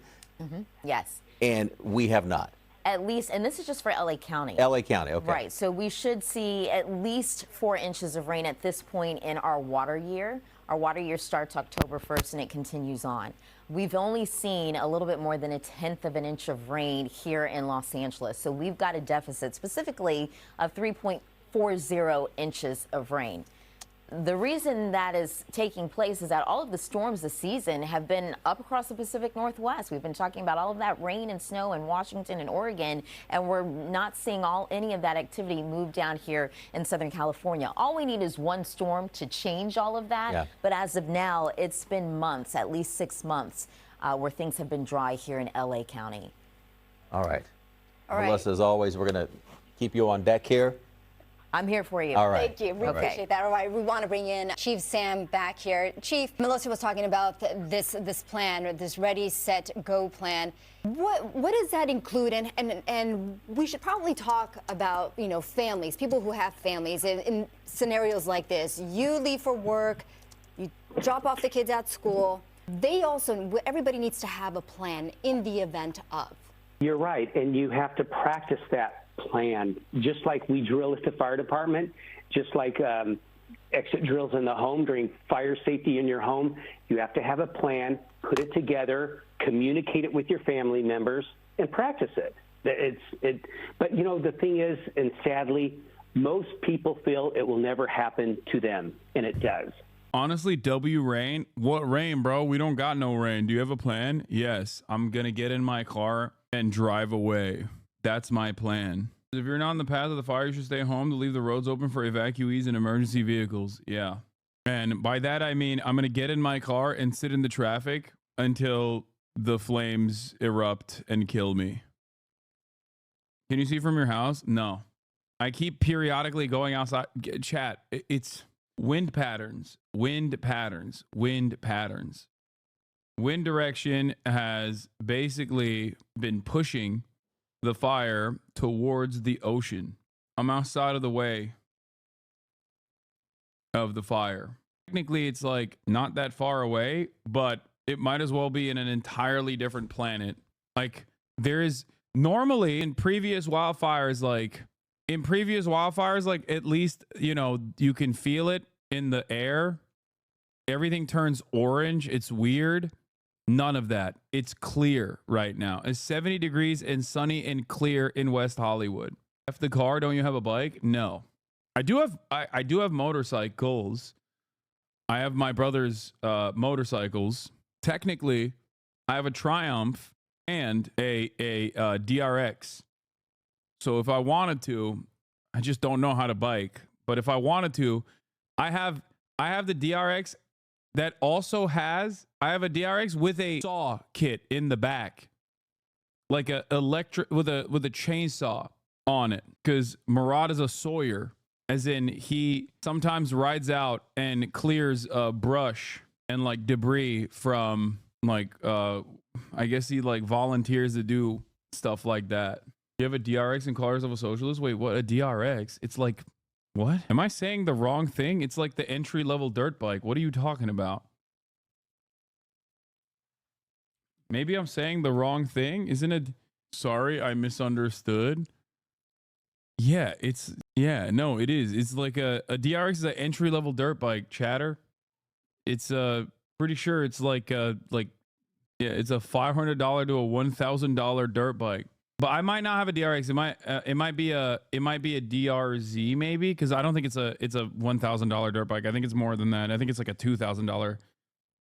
Yeah, it's a DRZ, which at its base, if you buy it new, is $7,000. I'm pretty sure it's a DRZ, but they're also cheap. San Gabriel Valley just started getting hit with the winds. This was the biggest gust I've ever felt, and it shook my house. That's expensive, dude. It's also not mine. It's my brother's. And he definitely is not wealthy. So you're still like, it's just my brother makes less money than half of the chatters in here, and he's like getting pocket watched for a secondhand DRZ that he purchased for like $4,000. By extension, he's also a fake socialist. All right, let's get back to Donald Trump as everything is on fire. Here's a house being burned up. Make sure you take the stream bag when you go, Abby. We need that on the ground coverage, like friend of the show, Storm Chaser. Yeah, I'm gonna be honest with you, chatters. I don't think I'll be worrying about if it ever got to the point of like genuine evacuation that is an absolute necessity. I think for me, it's gonna be past the point of streaming, because like if I am in the middle of West Hollywood, caught in an evacuation zone, there is a much more dire situation at that point. We're talking like straight up, like entire swaths of Los Angeles being lit on fire with tens of thousands of people dying. You understand? I can try to stream it, but I don't think the ISPs will be holding out at that point. West Hollywood being in an evacuation zone is like, that's the big one. Telling you, dude, the pool would save your ass. So what do? Do I just, when the wildfires are happening, I just dive into my pool? I dive into my pool and boil like a crab. Appeal, they couldn't beat the appeal. So that's what we're up against. So they say we're going to have a smooth transition. All they do is talk. It's all talk. Everything they do is talk. We're going to have a smooth transition. And then they take 625 million acres and they essentially landmark it so you can't ever drill there again. Well, we're going to be drilling soon. We're going to be opening up Anwar. We're going to be doing all sorts of things that nobody ever thought was even possible. But remember when... Yeah, that's how someone literally survived a wildfire. No joke. I mean, I think that's pretty dependent on the situation. I don't think you can survive a wildfire. I don't think you can survive every wildfire by diving into a pool, chatter. No, there was a person in California who went into their pool because they couldn't evac and survived. Like what? Was he in a scuba tank? Like, I don't understand. Oh, he did. Oh my God. An Australian man is told how he survived a huge bushfire by jumping into his neighbor's pool wearing scuba gear. Strong winds and high temperatures fueled the fire for 3 days, forcing hundreds of residents and tourists to evacuate the area. But homeowner Peter Fabrici decided to stay behind and defend his property from the flames. Defend his property from the flames? How do you defend your property from the flames? What are you going to do? Spit on it, dude? Haktua. Spit on that thing? How do you... That's so stupid. Australians are operating on an entirely different spectrum, dude. How dumb. After the 53-year-old made sure his wife was safely away from the approaching fire, he returned to the house and got his scuba gear out to help him breathe in the smoke. There were spot fires everywhere. The wind was increasing. The smoke was getting thicker and basically stayed with the house as long as I could. After fireproofing his house as best as he could, he included putting sprinklers on the roof. Okay, this guy is crazy. Mr. Fabrici was forced to retreat into his neighbor's pool with the scuba equipment. He remained underwater for about 5 minutes until he saw the blaze pass over him. I held my mask and I just dived headlong into the pool. And that's where I stayed, basically on the bottom, just looking up and seeing the red and the black going over the top. Mr. Fabrici not only managed to save his own life, but his home is still standing. Bro, they're showing this as a successful strategy. Oh my God, Australia is so crazy. Australians are so insane. Sprinklers on roof is normal in Australian bushland. People just do DIY firefighting in Australia? What the hell? After the fire passed, I stuck my head up at the end of the pool. I had a direct view of our house and I was just absolutely amazed. There were no flames coming from it. Firefighters are continuing to battle the blaze, but the easing winds and cooler weather raise hopes that they might soon be able to contain the flames. Built them out around my house to combat wildfires. Hello, how's it going? Today I'm building a moat around my house to combat wildfires. And just to get off the subject, because I couldn't believe it when I heard it yesterday. I couldn't believe the size of it. I mean, you put down a map and put this up. It's just massive. And remember that that's worth probably, I mean, I've had estimates, $40 to $50 trillion. That's more than our national debt. Essentially, he's thrown it away. He's thrown it away. He's taken $50 trillion. So if we owe $35 trillion, he's taken $50 trillion of value and thrown it right out the window. We can't do that. Nobody can do that. One other thing he did yesterday, which was in many ways worse. It's hard to believe it can be worse. He wants all gas heaters out of your homes and apartments. He wants them to be replaced by essentially electric heaters. I don't know what it is with electric. This guy loves electric. We're going to be ending the electric car mandate quickly, by the way. This guy loves electric. And we don't have enough electricity. And then we have AI where we need more. And he wants everybody to have an electric heater instead of a gas heater. He's like, yeah, we got to use the electricity. We got to use our grid for the AI and not like electric heaters and things of that nature that are genuinely better, not for the environment necessarily, but just for like the health of the people. We are going to make sure that people are getting carbon monoxide poisoning. I do not care. We are going to, how else will they vote for me? Unless they're introduced to these toxic fumes at an early age and then maybe have cancer down the line. How else will we make sure that our beautiful industry of healthcare continues contributing to the GDP? Gas heater is much less expensive. The heat is much better. It's a much better heat. As the expression goes, you don't itch. Does anybody have a heater where you go and you're scratching? And that's what they want you to have. They don't want you to have gas where you don't have the problems of the electric. And what? The source is plentiful. They're much cheaper to operate. They're much better. They work much better. They look much better. 60% of homes and apartments have gas heaters. He wants them all removed quickly. These people are crazy. There's something wrong with them. There's something wrong with them. They also want to go back, and they have already started that, to when you buy a faucet, no water comes out because they want to preserve. Even in areas that have so much water, you don't know what to do. It's called rain. Comes down from heaven. And they want to do, no water comes out of the shower. It goes drip, drip, drip. So what happens? You're in the shower 10 times as long, you know. No water comes out of the faucet. You want to wash your hands. They want to go back to even stronger than what they have right now. As you know, I ended that policy. You can have all the water you want. Makes no difference. Especially in certain areas, we have so much water, we don't know what to do with it. But these are all things. They want very, very little water to go into your dishwasher, almost none. And you know what people do? They just keep pressing, keep it going. They end up using more water. Likewise, washing machines, they want in your washing machine, you have very little water coming out of the washing machine. So when you wash your clothing, you have to wash it 4 times instead of once. You end up using more water. We're a party of common sense, and things that I'm telling you now is really all about common sense. On January 20th, we'll turn the economy around very quickly, because right now when I think of our economy, I think about inflation. That's what we have. We have inflation, I believe, at a level that we never had before. There's never been anything like it. And over the next 4 years, the United States is going to take off like a rocket ship. But really, it's already doing it. If you take a look, just last month, SoftBank announced the $200 billion. I think it'll be 200. He said between 100, and I said, how about making it 200? And he sort of said yes, but let's say it's 100, but it might be 200, right, Brian? Dollars, United States creating more than 100,000 jobs. Hussein just announced a tremendous investment that he's going to make, and that's money that's in the bank. He's going to come and do it, and he'll do a great job, and he'll build the best centers in the country, I guarantee, because I know the way he builds. Since my election, the stock market has set records. The S&P 500 index has broken above 6,000 points for the first time ever, never even close. In a single month, small business optimism soared 41 points. It's not a 41. It went up 41 points, and that's the largest in the 39-year history of the group that does it. According to Gallup, the American people's confidence in the economy has just surged to the highest level in history. That's why I have a news conference like that. I take the greatest business leaders in the world. I say, hey, do you want to say you're going to invest the money? They're not looking for news conferences. They're saying, what am I doing here? They go in and they invest money, but it's good to know. Do you think a re-education program is necessary for America at this point? How about education? I think what is necessary is an education program. Like, we can get to the re-education program if people are educated to begin with.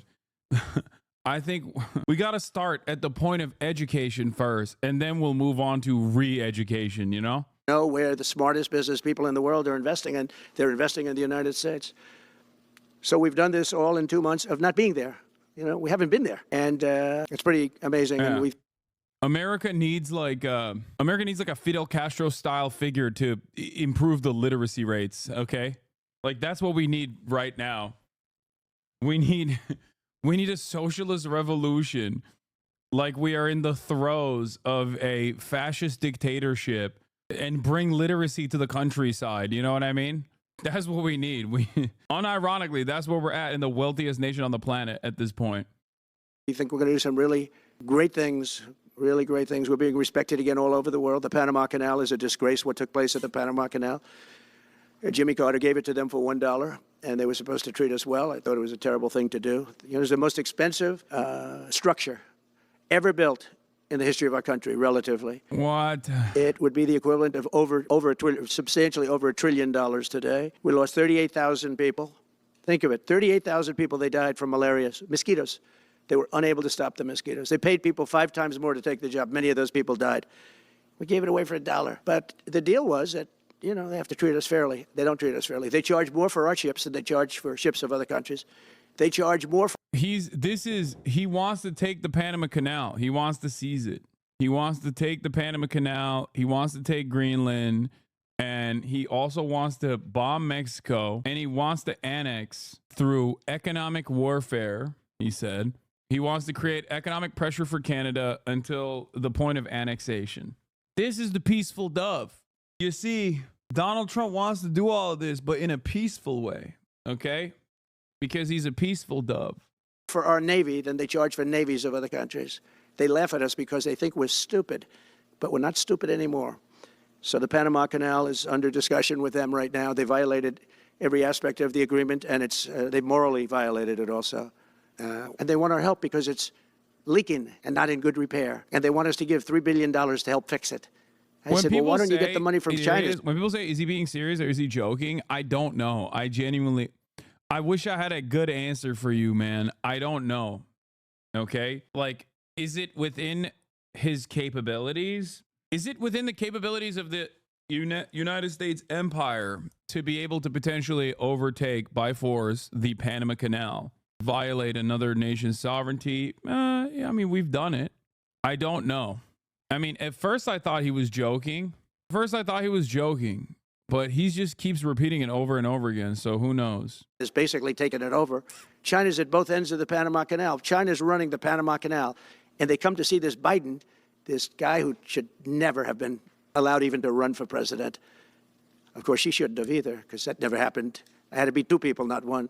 But they want $3 billion to fix the Panama Canal that's run by China and makes a lot of money, China. One of the most profitable structures ever built, because you have ships lined up back to Florida, frankly, and they just keep going through. And the numbers are staggering, $500,000 to $1 million a ship. And they took it away from us, meaning we gave it to them for $1. But not going to happen. What they've done to us, they've charged us, they've overcharged our ships, overcharged our Navy.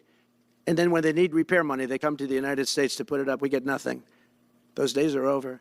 Working with the Republican majorities in Congress, we'll cut taxes, slash regulations, raise wages, and boost incomes at a pace the world has not seen before, and certainly not from our country. We had a big chunk of it for the first 3 years prior to COVID coming in my administration. We had the greatest economy in history. We cut the most regulations in the history of our country, and I did that all in 4 years, by 4 times more than any other president cut. We did that in 4 years, and we were just getting started. We'll impose new tariffs so that the products on our stores will once again be stamped with those beautiful words, made in the USA. And we are not treated well, as you know, by Canada. Canada is subsidized to the tune of about $200 billion a year, plus other things. Like, what is that? I don't even know what that means. Like, if Canada's not treating us well, who's treating us well? Damn, dude, everybody's cooking us, huh? Like, that's America's hat you're talking about, brother. What do you mean? We are not being treated well by Canada is such a funny statement to make as the president of the United States of America. They don't essentially have a military. They have a very small military. They rely on our military. It's all fine, but, you know, they got to pay for that. It's very unfair. I have so many great friends. One of them is the great one, Wayne Gretzky. I said, run for prime minister. You'll win it'll take 2 seconds. But he said, well, am I going to run for prime minister or governor? You tell me. I said, I don't know. Let's make it governor. I like it. What?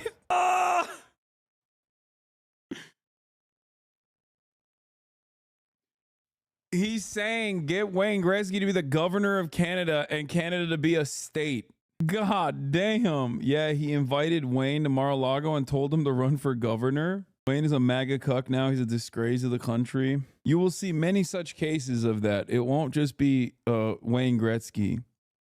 There isn't a snowball's chance in hell that Canada will become a part of the United States. Workers and communities in both our countries benefit from being each other's biggest trading and security partner. Uh-oh. Uh-oh. I think we're accelerating the Canadian. I think we are accelerating the ways in which Canada will inevitably have that sweet, delicious, juicy freedom of private enterprise in healthcare, especially when you got disgraced, now resigned 23rd Prime Minister of Canada, Justin Trudeau, saying this will never happen. Well, it seems like it's definitely going to happen. That's a lock now. Get better. But no, something's going to have to be done. Same thing with Mexico. We have a massive deficit with Mexico, and we help Mexico a lot. They're essentially run by the cartels, and can't let that happen. Mexico's really in trouble, a lot of trouble. Very dangerous place. And we're going to be announcing at a future date pretty soon. We're going to change because we do most of the work there, and it's ours. What is this? Trump supporter featured in Truth Social videos convicted drug offender. President-elect Donald Trump posted a video on his social media platform Monday of a convicted drug dealer purchasing a Make America Great Again hat in Greenland. I am hearing that the people of Greenland are MAGA, Trump's post read. Greenland is an incredible place and that people will benefit tremendously if and when it becomes a part of our nation. We will protect it and cherish it from a very vicious outside world. Make Greenland great again. That's Magaga. Newsweek has reached out to Trump's transition team for comment. Of course he looks like that. No. Oh, God. Oh, no. Oh, my God. Oh, no way. The U.S. has considered acquiring Greenland several times in the past, with the most recent attempt in 2019 when Trump first brought up the idea Greenland's capital, Nuuk, is closer to New York than the Danish capital, Copenhagen. Donald Trump speaks at Mar-a-Lago, Florida in January 2024. Timmy Zeeb is, in a video posted by Truth Social, is a drug dealer in Greenland. He was sentenced to 4 years in prison in one of the country's largest cannabis cases. I mean, yeah, who cares? He sells. I'm hearing that the people of Greenland are MAGA. My son, Don Jr., and he's going to pardon him. He's going to take Greenland. He's going to turn Greenland into America. And then he's going to pardon this man because of the cannabis crimes that he committed. Wait, let's see. I want to watch the video. Okay. So, like, if you could tell Trump anything, what would it be? Buy us. Buy Greenland? buy Greenland. Why do you want Trump to buy Greenland? Because we don't want to be colonized by Danish government anymore. We get ripped every year about. Wait, why does he sound like he's Maori? What the hell is this accent, man? We don't want it, miss. We don't want it. We don't want to be colonized by. We don't want to be colonized by Copenhagen no more, miss. What the hell? Also, what's up with this universality of hogs? Like, why does he look like 4G auto blow? Like, why do they always have this painted on beard? 4G auto snow blow? Yo, what the hell, dude? The universality of hogs, man. They're turning into the same person. Our minerals from Greenland. We are the richest nation in the world, and we don't get to use it. Denmark's using us too much. Do you like America? I love America, but people are too fat over there. Okay. Wait, but people are too what? Like America? I love America, but people are too fat over there. What? No. What is happening? That's the hog face, man. Isn't that the emote for when hogs are, yeah, hoggers. He's doing the hoggers face. That Arcteryx is fighting for his life. I didn't even know they made a hog size like that. Have you ever seen this insane libhopium Trudeau tweet? Yeah, I have. Justin Trudeau can become president of the United States in 2028 if Canada becomes the 51st state in America. I know, it's fantastic. Yeah, he should come here to mess up our country too. We're going to be changing sort of the opposite of Biden, where he's closing everything up, essentially getting rid of $50 to $60 trillion worth of assets. We're going to be changing the name of the Gulf of Mexico. Donald Trump talked to Greenlandic people via phone. Trump calls in to Trump Jr.'s visit to Greenland, makes the argument for why the country should join American territory.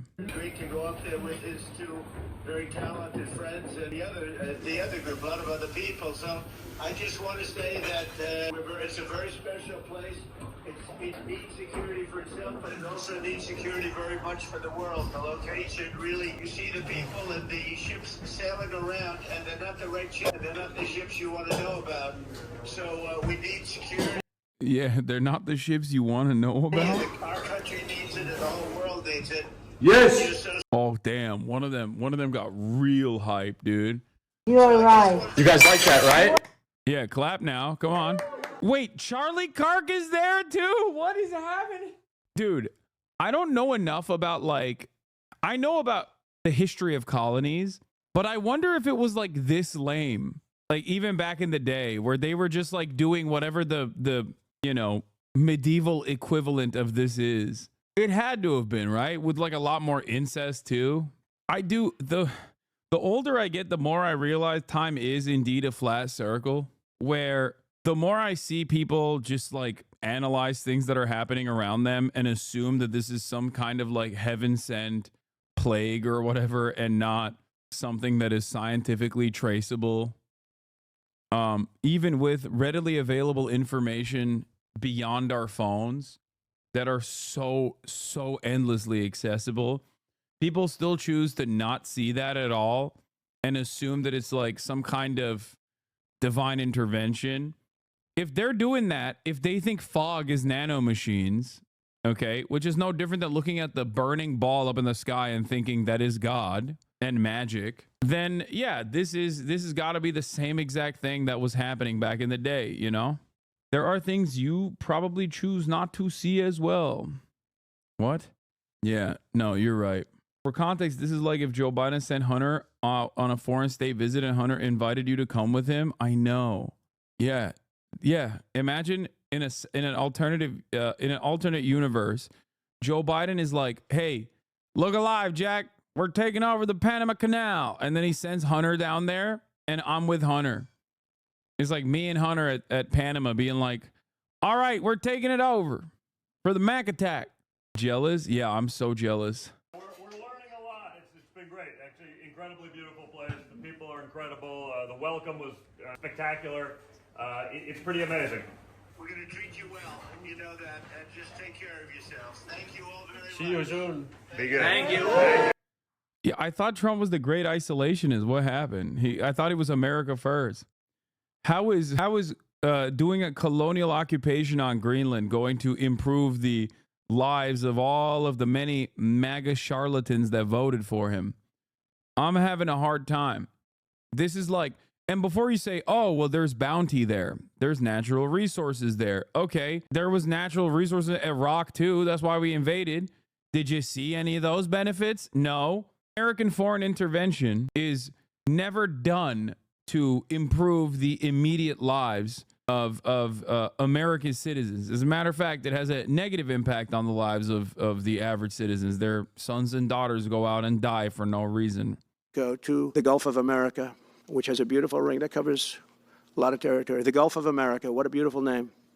And it's appropriate. Oh, yeah, he's changing the Gulf of Mexico and renaming it to the Gulf of America. It's appropriate. And Mexico has to stop allowing millions of people to pour into our country. They can stop them.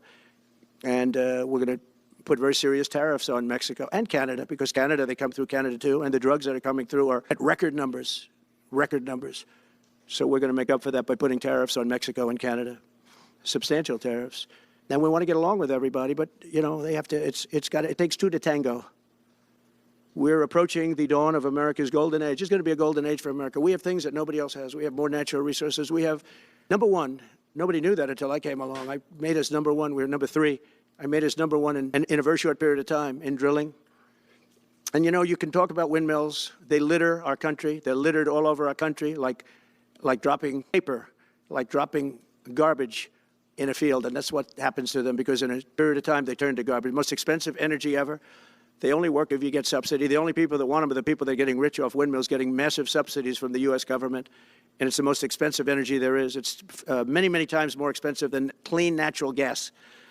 So we're going to try and have a policy where no windmills are being built. You know, off the coast of New Jersey, they want to build like 200 windmills. The people are going crazy. Nobody wants them, and they're very expensive. He hates the windmills, and it's just entirely because of his own personal agenda in Scotland. God damn, dude. They built some windmills near the coastline of his golf course, and he hates them so much. He hates them so much. It's crazy. Like, obviously it's in line with the whole, you know, I hate renewable energy. We got to go all in on fossil fuels and oil and gas. But I think his like additional smoke for windmills directly stem from his own personal anger. I wrote a paper about his hatred of windmills almost 10 years ago, about his comments 25 years ago. Yeah, he's had smoke for windmills since they created an aesthetic problem for his golf course. Expensive. They don't work without subsidy. You don't want energy that needs subsidy. Energy is a good business. You don't need subsidy. You don't need subsidies? Huh, that's interesting. What about the fossil fuel industry then? Excuse me. What energy production in the United States of America does not rely on billions of dollars of subsidies? What do you mean? What do you mean? Oh my God. There is nothing. There's no major industry in this country that doesn't require a tremendous amount of subsidies. How much are the subsidies for fossil fuel in 2024? Let's see. No, he's talking about renewables. He's talking about renewables need subsidies. It's bad. The International Energy Agency calculated the fossil fuel consumption subsidies stood at $620 billion in 2023. It's a sharp decline from the record sum of more than $1.2 trillion in 2022, the year where energy prices soared sharply in the wake of Russia's invasion of Ukraine. Other calculations taking into account the wider ramifications come out with a much bigger number. This is like the globe. I want to see what the American subsidies look like. According to the IMF, the U.S. government ranks second in the world in its support of the oil and gas industry. The U.S. federal and state governments give fossil fuel industry over $20.5 billion in support each year through the tax code, inadequate royalty rates, and direct funding. So y'all are paying higher energy prices while those guys got more of your taxes? I mean, America doesn't pay that high in energy prices, to be fair. In comparison to the rest of the world, I feel like our energy prices are relatively low. This has a good pie chart. Fact sheet, proposal to reduce fossil fuel subsidies. Fossil fuel tax breaks eliminated by the proposed fiscal year 2024 budget. A grand total of $96.9 billion, $97 billion. What? Reform taxation of foreign fossil fuel income is at $66 billion. Repeal expend. No, that's Is it reasonable to think that Trump is threatening to take over the Panama Canal in Greenland in order to get kicked out of NATO instead of outright leaving NATO? Okay. A lot of people are terrified of Donald Trump leaving NATO and were when he was president, and he didn't do it last time. And I don't think he's going to do it this time either. He'll extract more money from other NATO countries for the security partnership. It's basically NATO is a protection racket that benefits the United States of America. We are NATO. Without NATO, we do not have control over the entire globe. Okay. I'm pretty sure no matter how stupid Donald Trump is, he still understands that reality. And given his track record of backing down from certain things, whenever he gets like a tremendous amount of criticism, or backing away from certain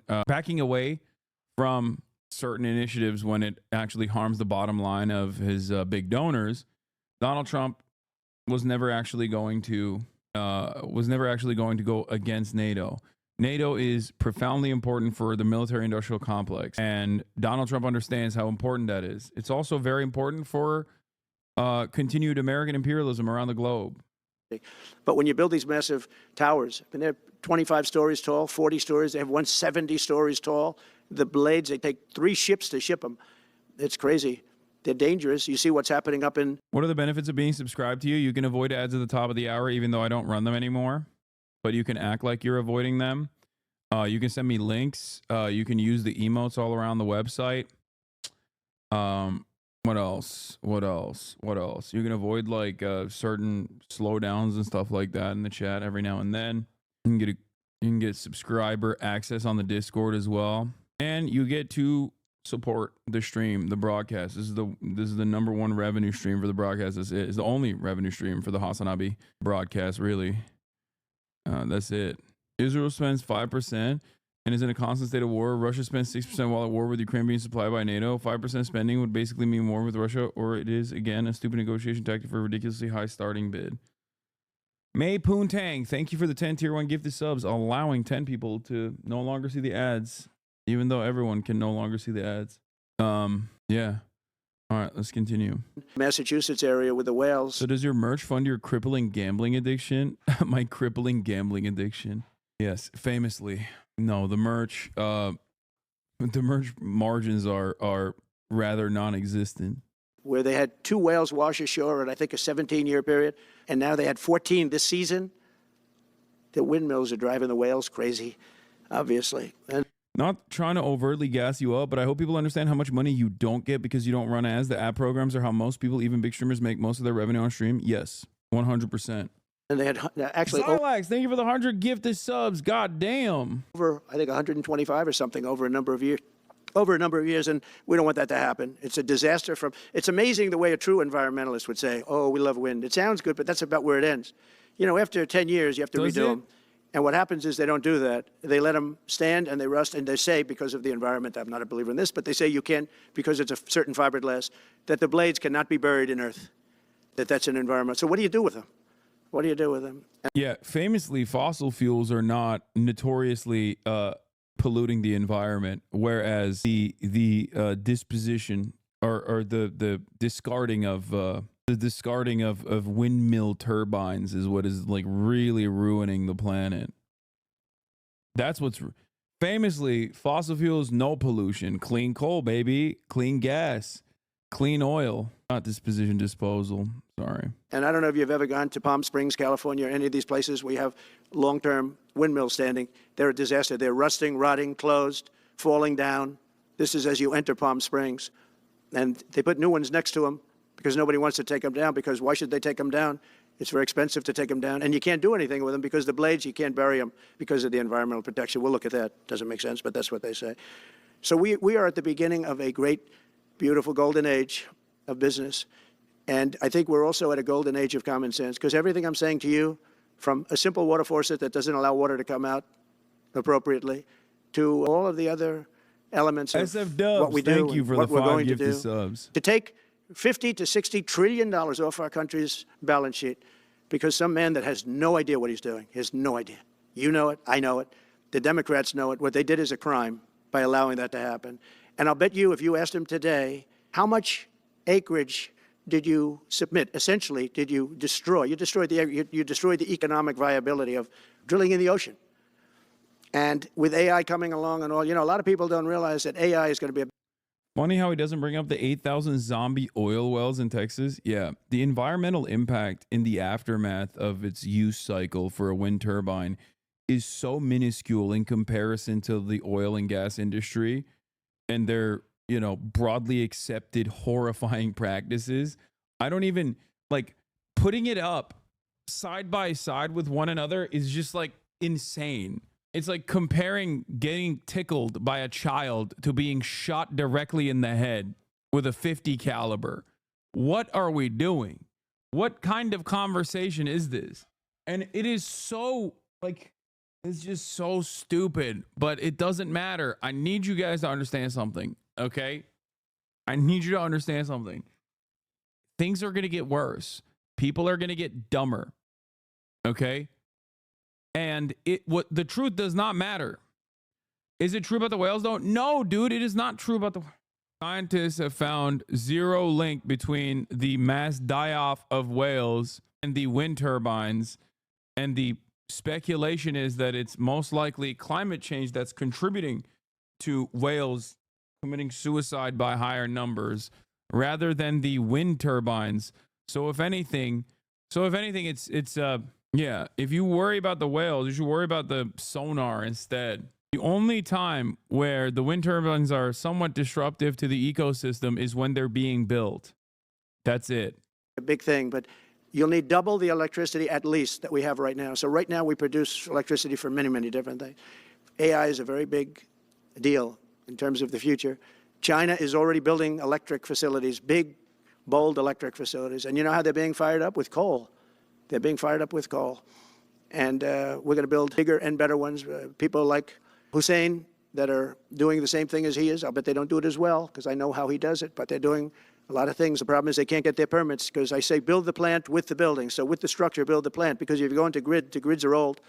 So they said, that's a great idea. In other words, build your electric facility alongside of your plant. And you could have extra output if you want, because once you build it, you can make it larger pretty inexpensively. You could have extra output, which you'll sell to the public, but build it with the plant, and people are loving that idea.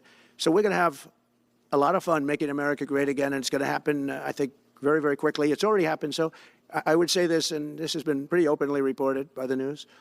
There's never been anything like what's happened in the list since we won the election, a couple of months since we won the election. The whole perception of the whole world is different. People from other countries have called me. They said, thank you. Thank you.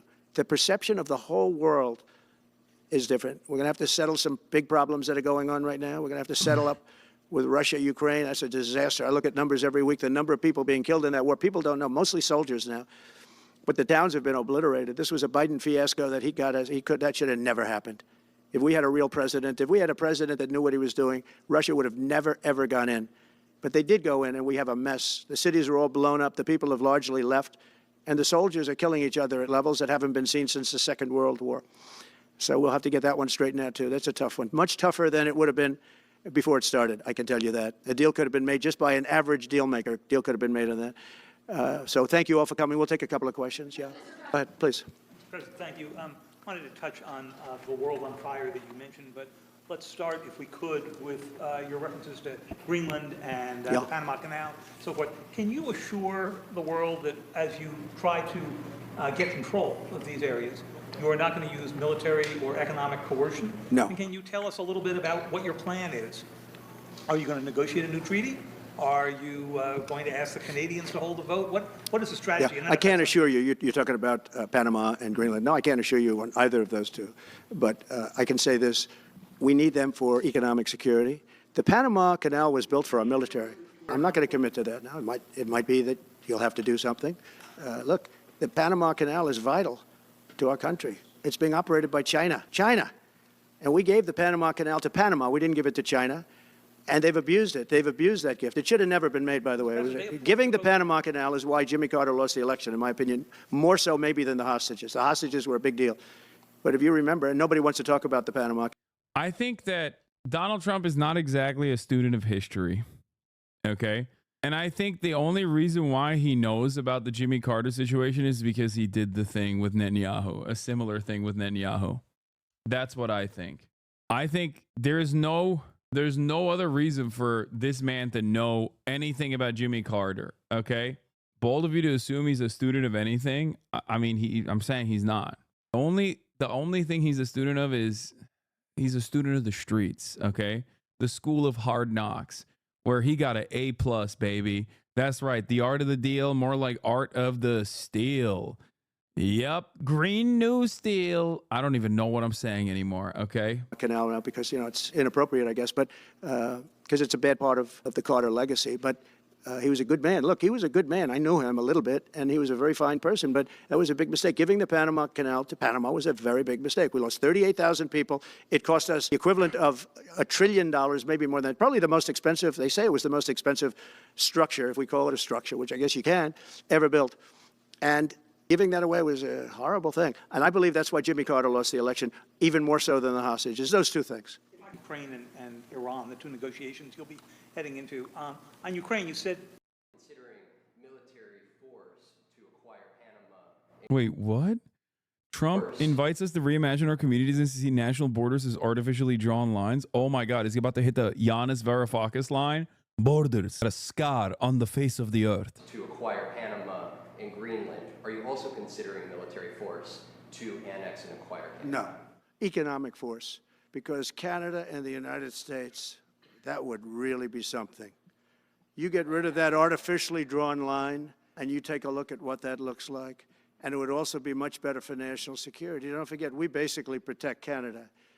We lose in trade deficits. We're losing massive. We don't need their cars. They make 20% of our cars. We don't need that. I'd rather make them in Detroit. We don't need the cars. We don't need their lumber. Dude, everyone is so woke. Everyone's a liberal, dude. He's like, borders are artificially drawn lines only when I want to annex our neighboring sovereign state. Oh, dude, he's Mr. Border Wall. What do you mean? I thought, wait, even this guy's dropped the whole wall aesthetic. The party realignment is here. MAGA communism now. MAGA communism forever. That's right. I'm saying it. ACP was right. Jackson Hinkledink was right, dude. He said no borders, abolish class, abolish currency. We are looking at a future of a moneyless, classless, borderless society. We have massive fields of lumber. We don't need their lumber. That's wild. No wall equals no border. He's at least consistent. What is Jesse Waters saying about it? See, the thing is, like, they're all memeing about it, but I don't know if they're memeing. Canada. At first I wanted it, and I tried to divide it into 2 states. And then I realized we'd be adding Montana, basically, for the Republicans, and electorally like a Texas for the Democrats. And I don't like that. But the fact that they don't want us to take them over makes me want to invade. I want to quench my imperialist thirst. Like, what? I can't tell if this is, I feel like they're still joking about it, but they're so stupid and so bloodthirsty. I honestly don't know if they are joking. Just before, it's a lot more complicated now. Much more complicated. Do you believe? Because it would have never started. Right, but it has started. Well, not only started, the cities are largely knocked down. So you've got like what you've got. At this point, to hold on to leverage in dealing with President Putin, would you make a commitment to the Ukrainians that you will keep supporting them during the negotiations? Well, I wouldn't tell you if that were the case. Would you make a commitment to provide a security guarantee if they do enter into an armistice or a ceasefire along the lines that the French and the Germans? So, a big part of the problem was Russia for many, many years, long before Putin said you could never have NATO involved with Ukraine. Now, they've said that that's been like written in stone.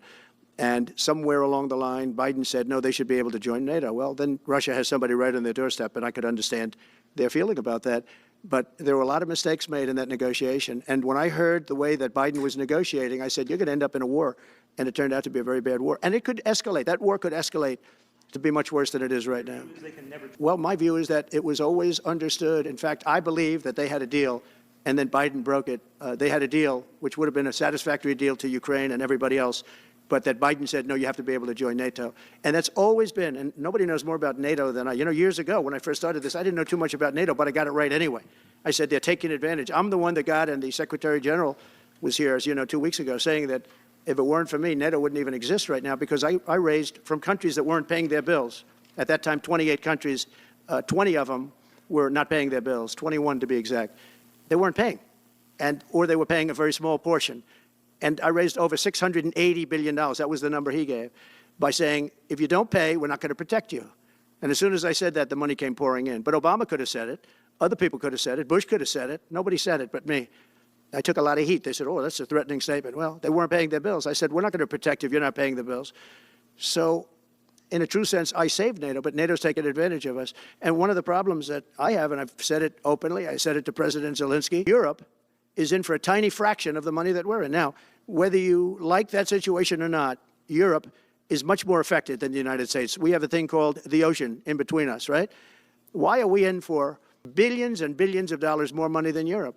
And, you know, they're a similar size, a little smaller, but they're a similar size economy as the United States when you add them up.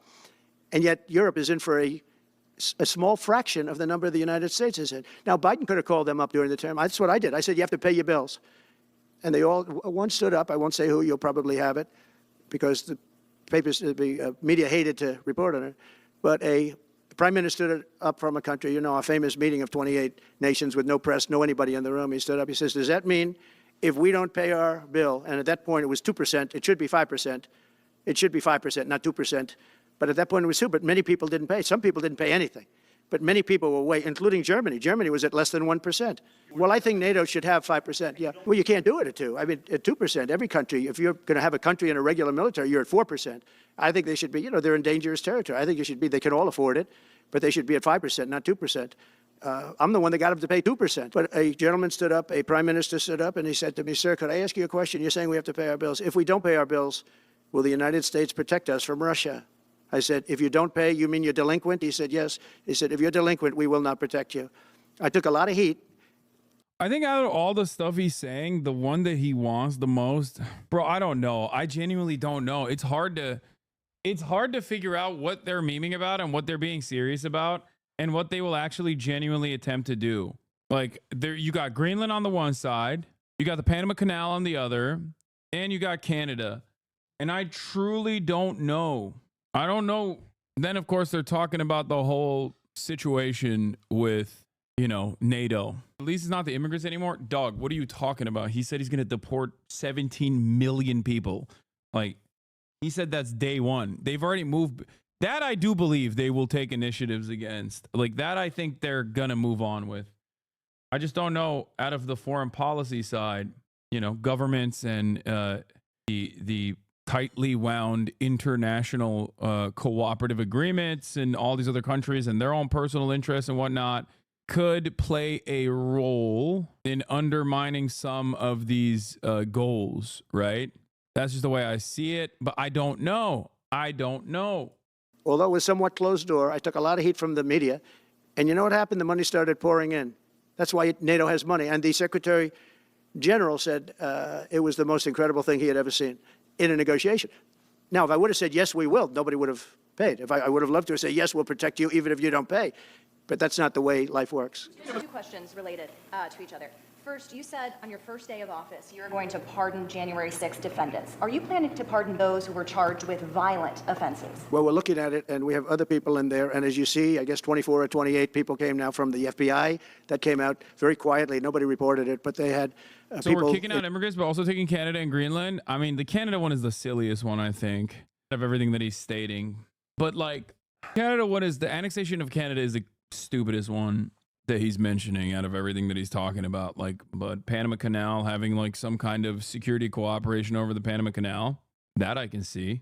Having American military bases on Greenland and a security cooperation over Greenland, that I can see.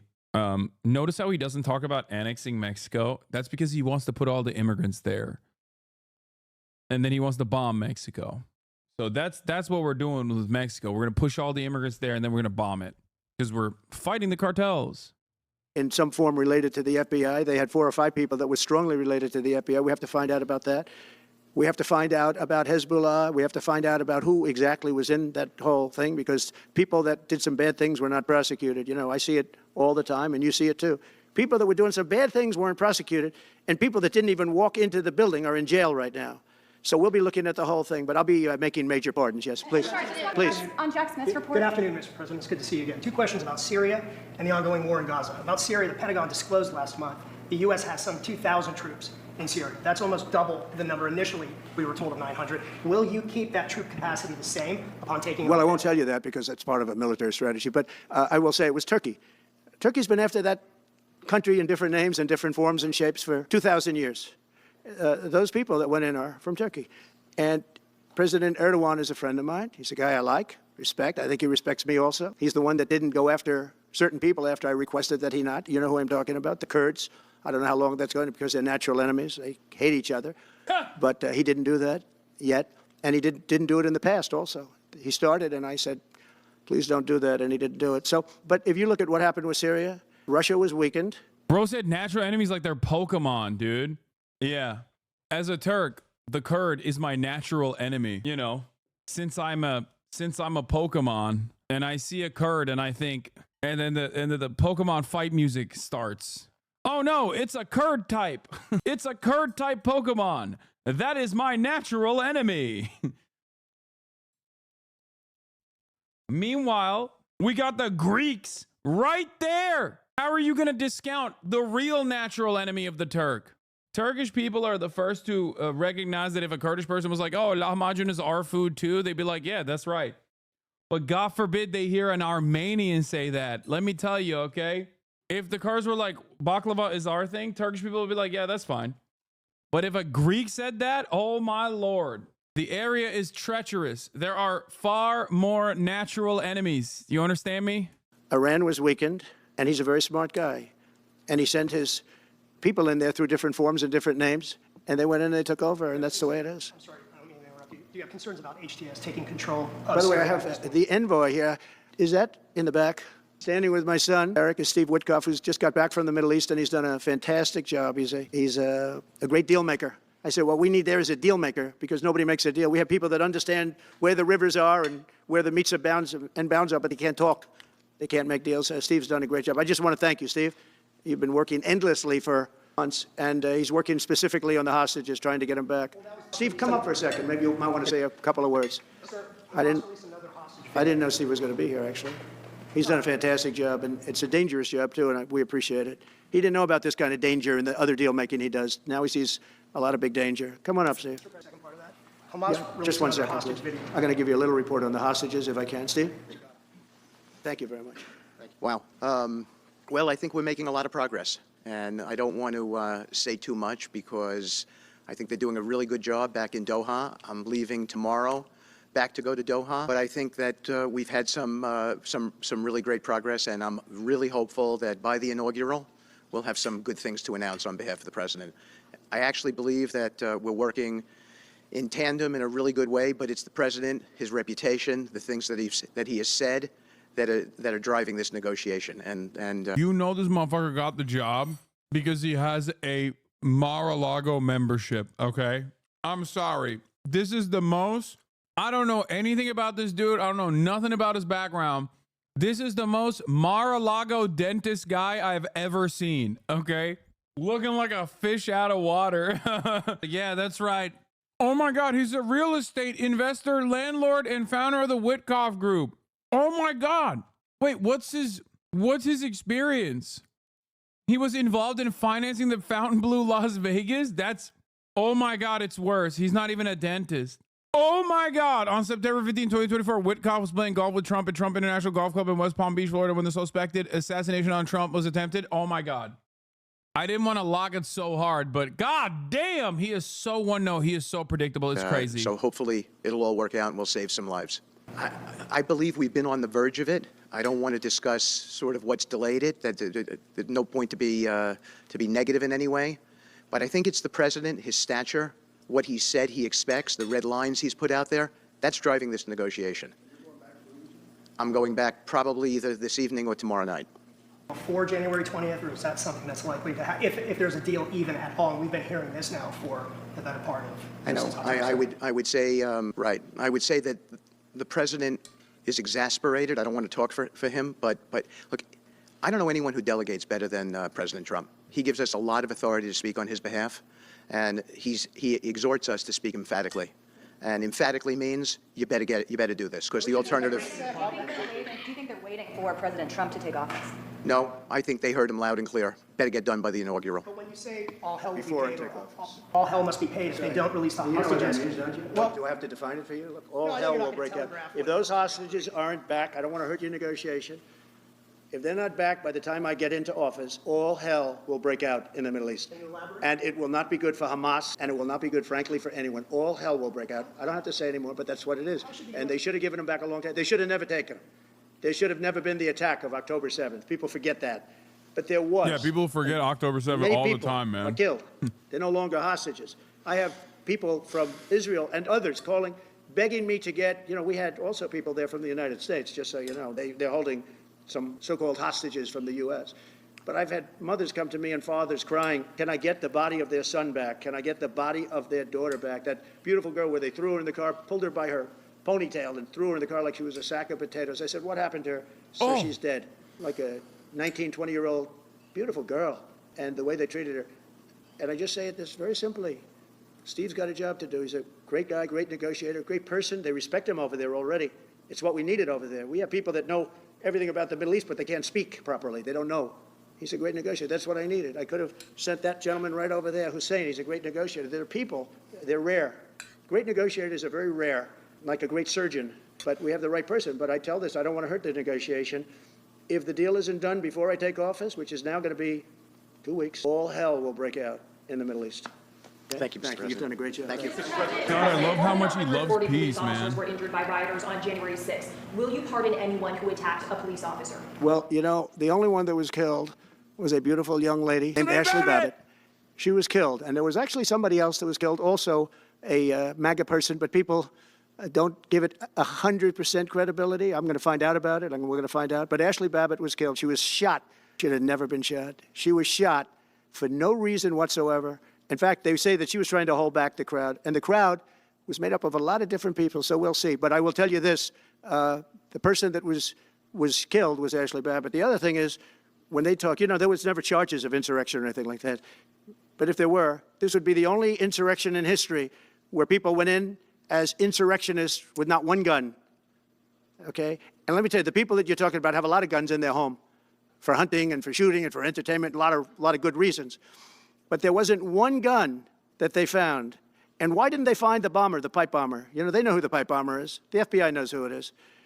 The status of the FBI has gone down so far, and the status of the DOJ, or as I call it, the Department of Injustice, being laughed at all over the world. That would be DOI, stupid. And hopefully with Pam Bondi and with Kash Patel and with other people that we're putting in, that will all come back.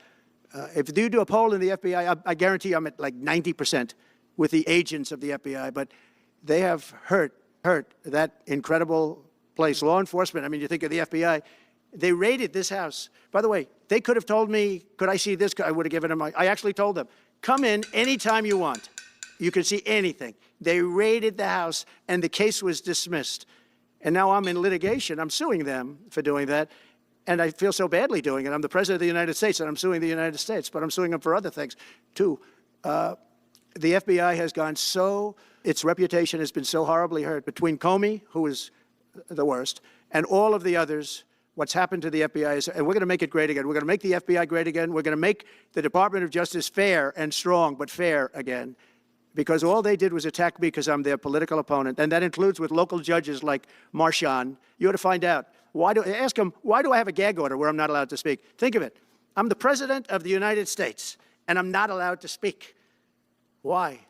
Because if I did speak, people would understand the scam. It's a scam.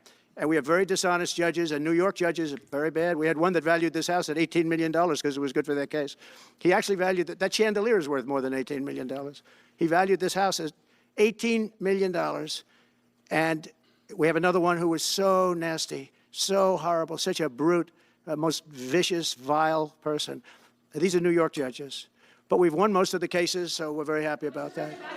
Please. To draw plans, and can you elaborate again? You didn't rule out military coercion.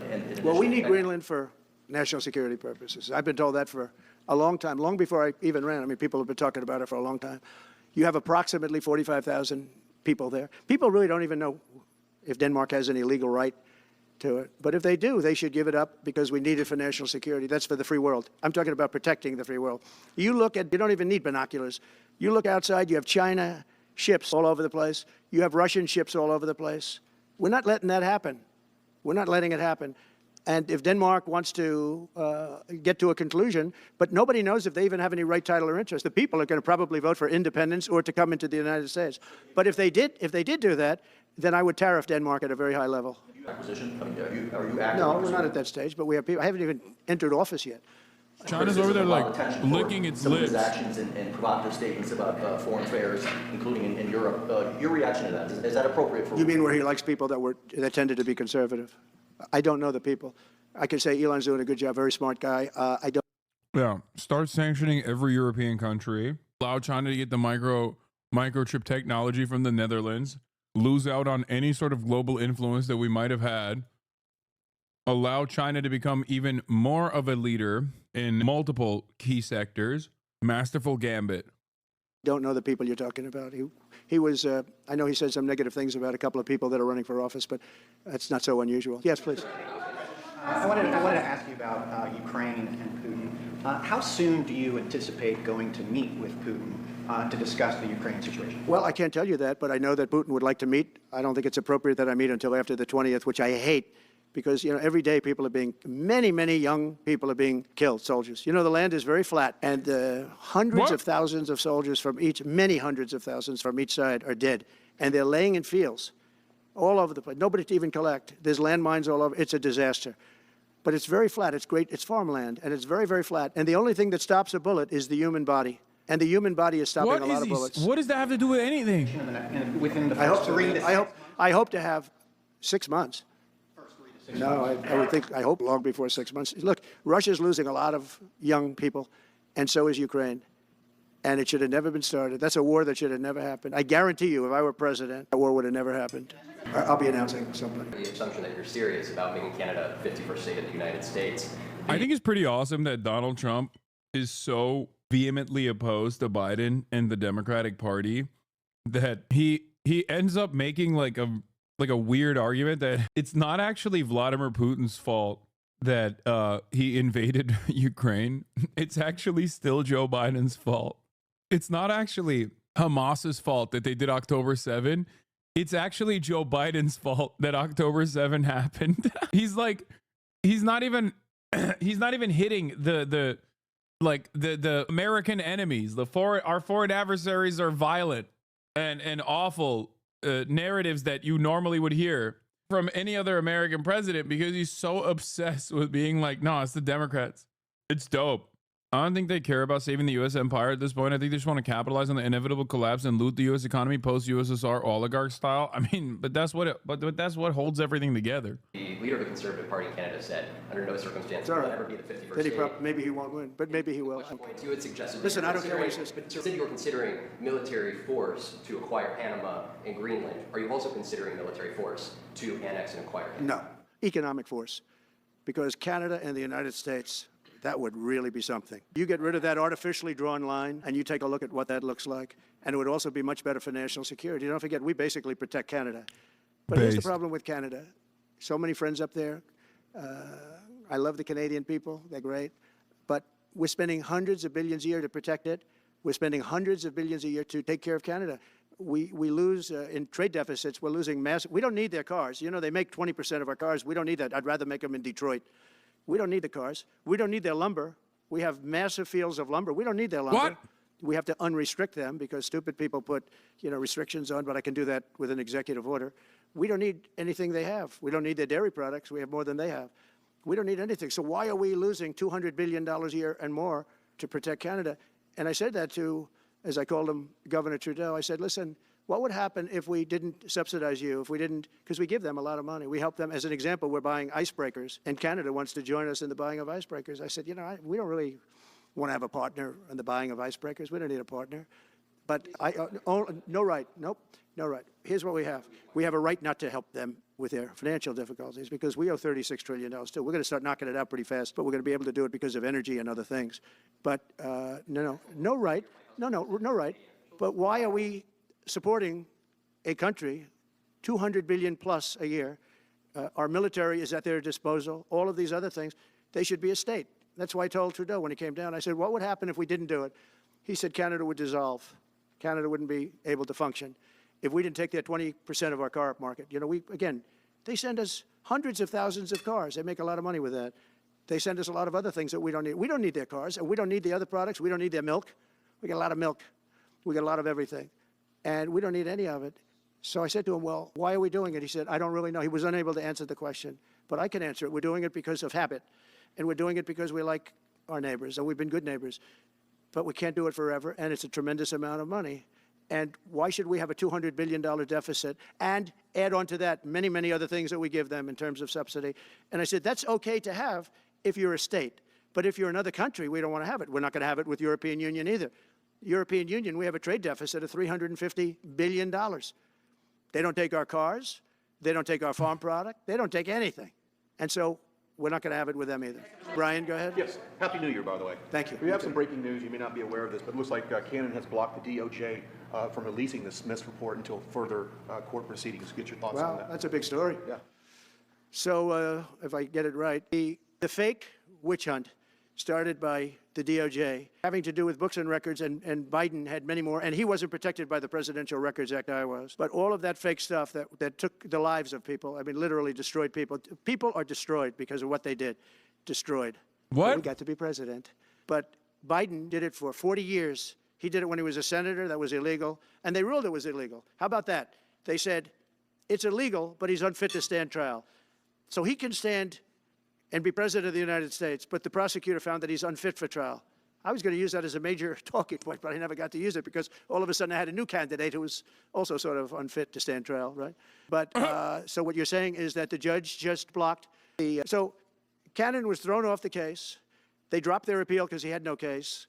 They dropped all of that, the lawsuits against us. They lost the lawsuit. So this is deranged Jack Smith. So he dropped the lawsuits. He was told to by the DOJ because they had no lawsuit. They lost in court in front of a very strong and a very brilliant judge. They lost in court, and that pertained to other cases in other courts. So he wanted to do a report just before I take office, probably. So he'll do like a 500-page report, and it'll be a fake report, just like the investigation was a fake investigation. And I said, well, wait a minute. This guy was thrown off in disgrace. In disgrace. He's going back to The Hague or wherever they're going to send him. In disgrace. Because he failed so badly.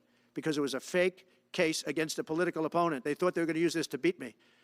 So what you're saying is, I'm just hearing that they're not allowed to issue the report. So if they're not allowed to issue the report, that's the way it should be. Because he was thrown off the case in disgrace. Why should he be allowed to write a fake report? It'll only be a fake report. That's great news. Yeah. Good. And if I can just follow real quickly, you want to comment, many Americans are angry that we're sending millions of dollars every month to the Taliban. Do you anticipate? It's not even believable. Billions of dollars, not millions, billions. We pay billions of dollars to essentially the Taliban, Afghanistan. And that's given by Biden. That's the same man that took away $50 to $60 trillion worth of value from the United States. Think of it, probably our most valuable asset. Took away our most valuable asset. This can't be allowed to happen. We are now a nation of common sense. When he does that, 625 million acres, this can't be allowed to happen. Thank you for the information. Yes, most other people probably knew about it, but they wouldn't have told me, right? You vowed to bring down the prices at grocery stores very fast. Yeah, we won't do it But then fast. you recently told Time Magazine that bringing down prices would be very hard. So what can the American people expect when you get into office? It's always hard to bring down prices when somebody else has screwed something up like they did, but we'll bring them down, we'll get them down. Energy is going to bring down prices. We're going to have a lot of energy, and energy is what brought it up. Energy and their bad spending is what brought it up, and energy is going to bring it down. We're going to have prices down.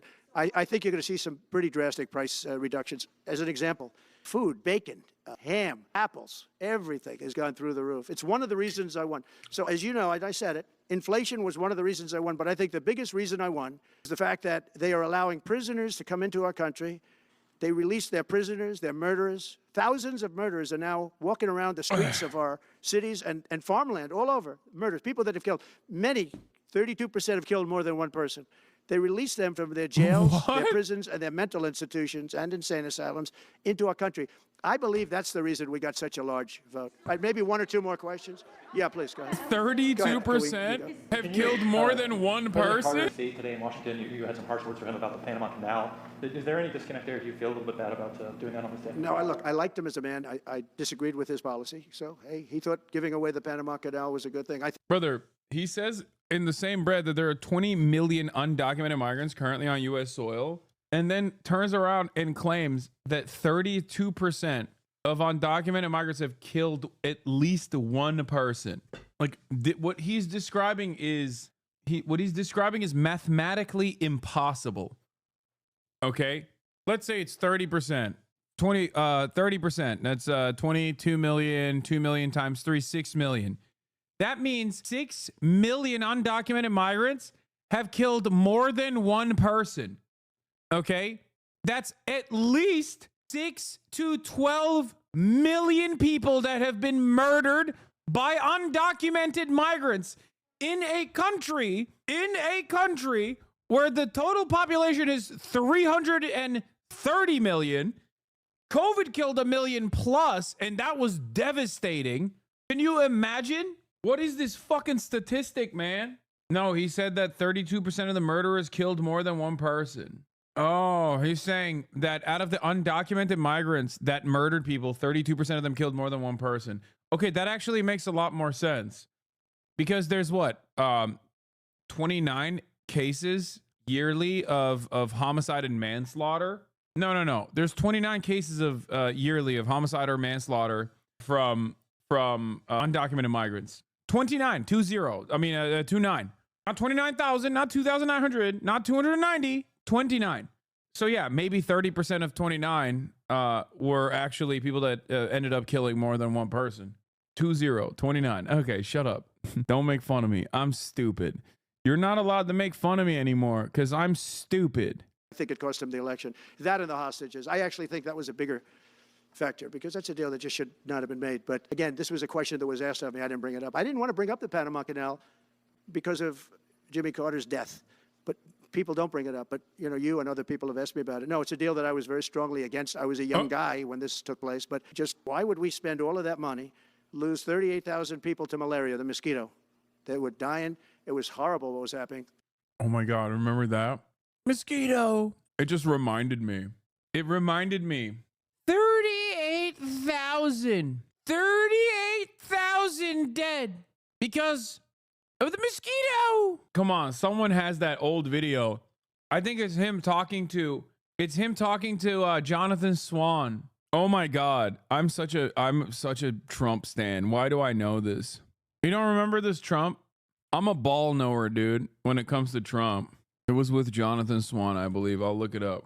Yeah, my hyperfixation is Donald Trump. You can test too much. You do know that. Who says that? Oh, just read the manuals, read the books. Manuals? Read the books. Manuals?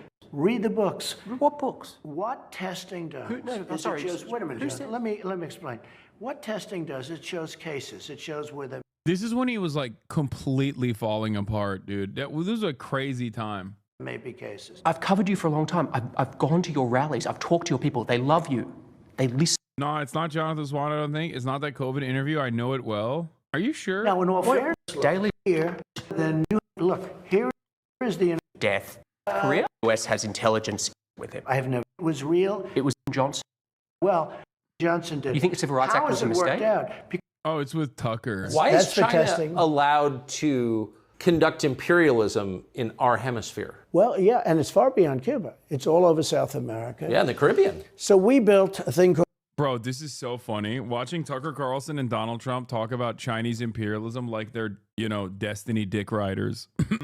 I wonder if this will cause anyone to reconsider their assessment as massive liberals. Probably not.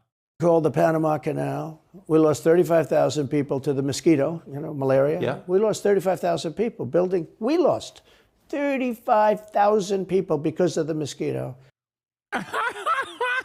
I love that. Where he just like increasingly gets funnier and funnier. We lost 35,000 people because of the mosquito.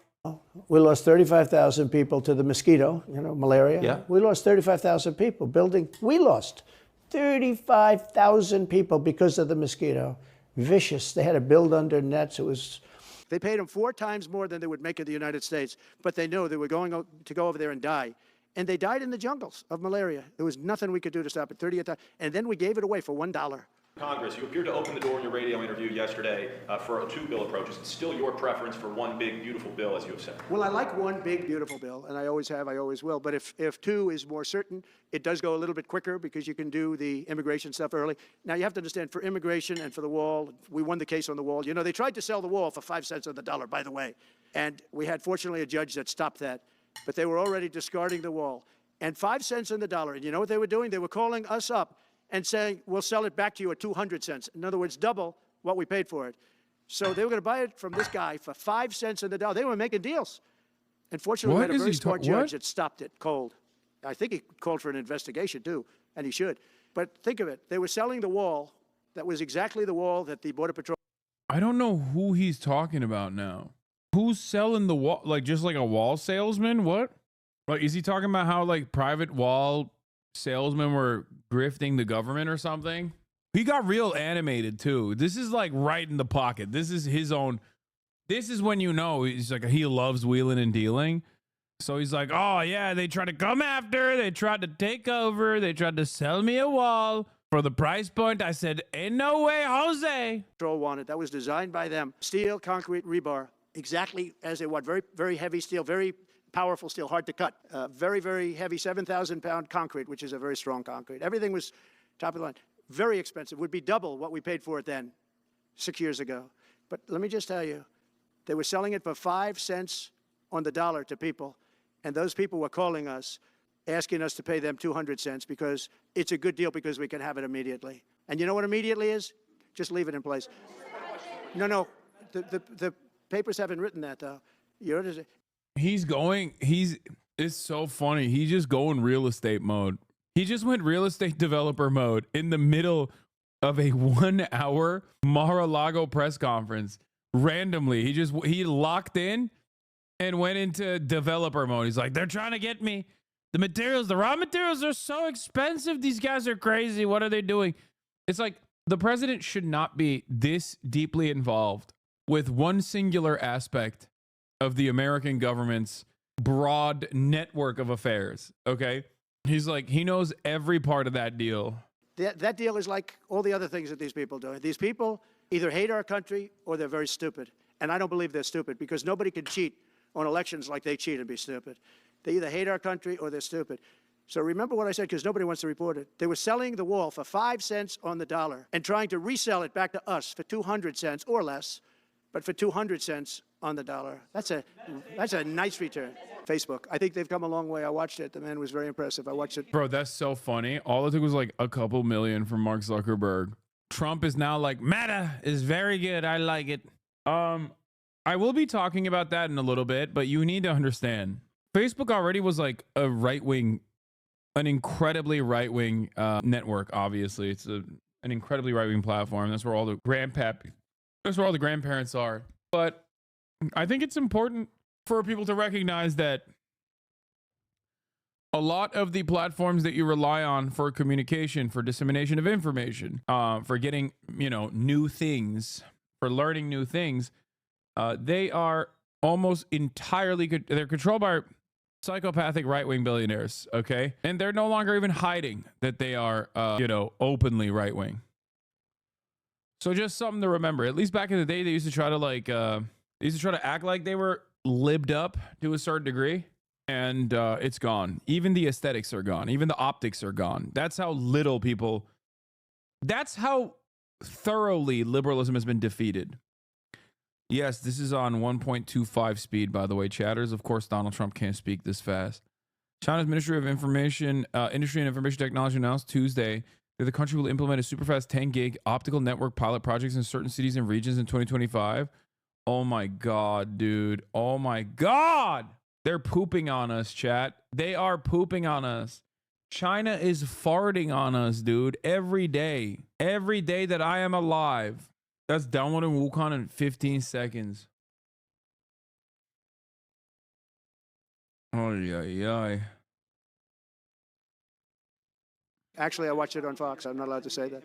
Say it? Do you think he's directly responding to the threats that you have made to him in the past? Probably. Yeah, probably. Last time we were here, you were asked a question about the U.S. possibly launching a preemptive strike on Iran. You said you wouldn't answer that question. On who? Obviously, on Iran. the U.S. launching a preemptive strike on Iran's nuclear facilities. And I said, I don't talk about it. It's a military strategy. Well, it's not really, because only a stupid person would answer it. Look, it's a military strategy, and I'm not answering your questions on military strategy. All right, one more. Brian, go ahead. Brian. Could you give us a preview of what you might be talking to leaders of Congress who are expected to come here in the next couple of days? And you've got a very supportive Congress behind you. Yeah, they're great. So we have a wonderful Republican Congress. We have a leader that I have a lot of confidence in. I think he's going to be, hopefully, a great leader, a great speaker. And we have a leader, by the way, in the Senate, I think has been great. Honest question, because I don't know, do they have widespread AC usage in China as they do in the US? I don't know. China is very America coded, so maybe in the tier 1 cities, I've never been. Someone can shed light on that. But China is so American coded in so many meaningful ways. Like, yes, they have public transit, but they also have a heavy car reliant infrastructure. And I suspect that their tier 1 cities are probably very similar to America and therefore have AC most likely. Great. John Thune has been doing a fantastic job. Have you even been to China? No, I haven't. That's what I just explained. I don't. We got very good public transit. I know. I said that they have very good public transit, but they also have like a web of you know, super highways and things like that too. And the question is whether or not we do the 2 bills or 1 bill. And, you know, look, I can live either way. I like the idea of the one big bill, but I can live either way. But they'll be coming down. The senators also will be coming down. And then ultimately we'll be meeting in the White House in a few weeks. But right now this is the winter season. You know, they sort of call this the winter White House. It was built, I don't know if you know this, Marjorie Meriwether Post and E.F. Hutton built this. It was the greatest of all the estates in our country. And I saved it, and I got a lot of credit for saving it. Most of these big, great houses have been knocked down in Palm Beach. Just about all of them, actually. And they, you know, you'd build 10 mansions on one site, but we saved it. But this was built as the Southern White House. And she gave it to the government. And, by the way, Jimmy Carter gave it back. He said it's too expensive for the United States. So I didn't realize that. I was just told. Actually, Jimmy Carter, Nixon was through Watergate. He came down. Nixon came here once, and he thought it was incredible. But he had a thing called Watergate, if anybody remembers that. And so he had other things on his mind, to put it mildly. And Jimmy Carter felt that it was too extravagant for the country. So fortunately for me, he gave it back to the foundation, and I bought it from the foundation. On reconciliation, some Republicans saying in trade for a massive bill that you and they share the interest in, they want to see big spending cuts. Do you agree with that? Well, I'm okay with spending cuts. I like spending cuts. Just, I'm on the record for spending cuts. And the debt ceiling was given to us. It shouldn't have been, but it was put in our lap. And what I want in terms of debt ceiling isn't the ceiling. I just don't want to see a default. That's all I want. I never talked about spending more money necessarily than all I want to see is no default, because nobody knows what would happen if there was a default. It could be 1929 and it could be nothing, but that was put into our lap, and it shouldn't have been, but it was, and so we'll handle it. But debt ceiling is not about raising a lot of money. It's really just about extending it. I just want to see an extension. Mr. President, sir, on immigration. How much can you do by executive order, are you planning to do on executive order when it comes to immigration? And how much do you want Congress to tackle this issue? And also on day one, well, I had the safest border in the history of our country by far. You remember the famous chart that I brought down. I love that chart very much for a lot of reasons. I have the safest border by far in the history of our country. And when I took it over, it was a mess. Nothing like it is now. This is 10 times worse. When I got elected because of the border the first time, and I think I got elected largely because of the border the third time. And the second time I did equally well. Well, not as well as the last time, but I did very well. And I will say, this was too big to rig. You know the expression? Too big to rig. They couldn't do it. They tried, but they couldn't do it. I didn't get very much from Congress at all. I just said that we're being invaded, and I took the money out of the military. Much of the wall, I built over 500 miles of wall. Much of that wall was built through money that I put into the military. We took it out because we couldn't get things from Congress in those days, and we took it out. And that wall was built largely with money coming from the military. So very simple. I went to the military. I said, our country is being invaded by very similar, nothing like what's invading our country now. They weren't releasing prisons into our country, and they weren't releasing mental institutions in, but some bad dudes were coming in, right? And I said, our country is being invaded. And I took that money largely from the military. I was sued 9 times, the Democrats in Congress, and I won all those suits. And we ended up building 571 miles of wall. Once that wall was built, they started going around it. So we're going to add another 200. That would have been up in 3 weeks. And then we had a very unfortunate election result. And they said, we don't want to put it up, we'll sell it. And they started selling it for 5 cents on the dollar. What is it? So we'll do this again. I just want to thank everybody very much. I'm just telling you, this will be the golden age of America. This is the golden age of America. We're going to have a great country again. We're a country right now under siege. We have so many different problems, and nobody respects us overseas, but now they do. The Italian prime minister, as you know, came here the other night, just flew in and flew out. You wanted to She wanted to see me. And great respect is being shown when I went to the cathedral in France. Great respect was shown by the Prime Minister, the President, by everybody. France was, and by the way, I have to say they did a great job in the cathedral. But great respect is being shown to our country again. And we have a great country, but we have to run it properly. It's going to be run properly. We want to get back those hostages for Israel and for us. You know, we do have people that are hostages being held. And I'll just say it again. If this deal's not done with the people representing our nation, by the time I get to office, all hell is going to break out. Thank you. Can you clarify what you mean by military force in the Panama Canal? No. You were probably right. More than half of Chinese citizens have ACs. What'd I tell you? China is the world's leading user on, what the hell is this? Oh, it's the ad blocker. China is the world's leader of, world's leading user of air conditioning with approximately 569 million units in use countrywide. The country's formidable energy infrastructure, along with raising affordability, has helped fuel the widespread use of cooling systems. Dude. Damn, this guy's good.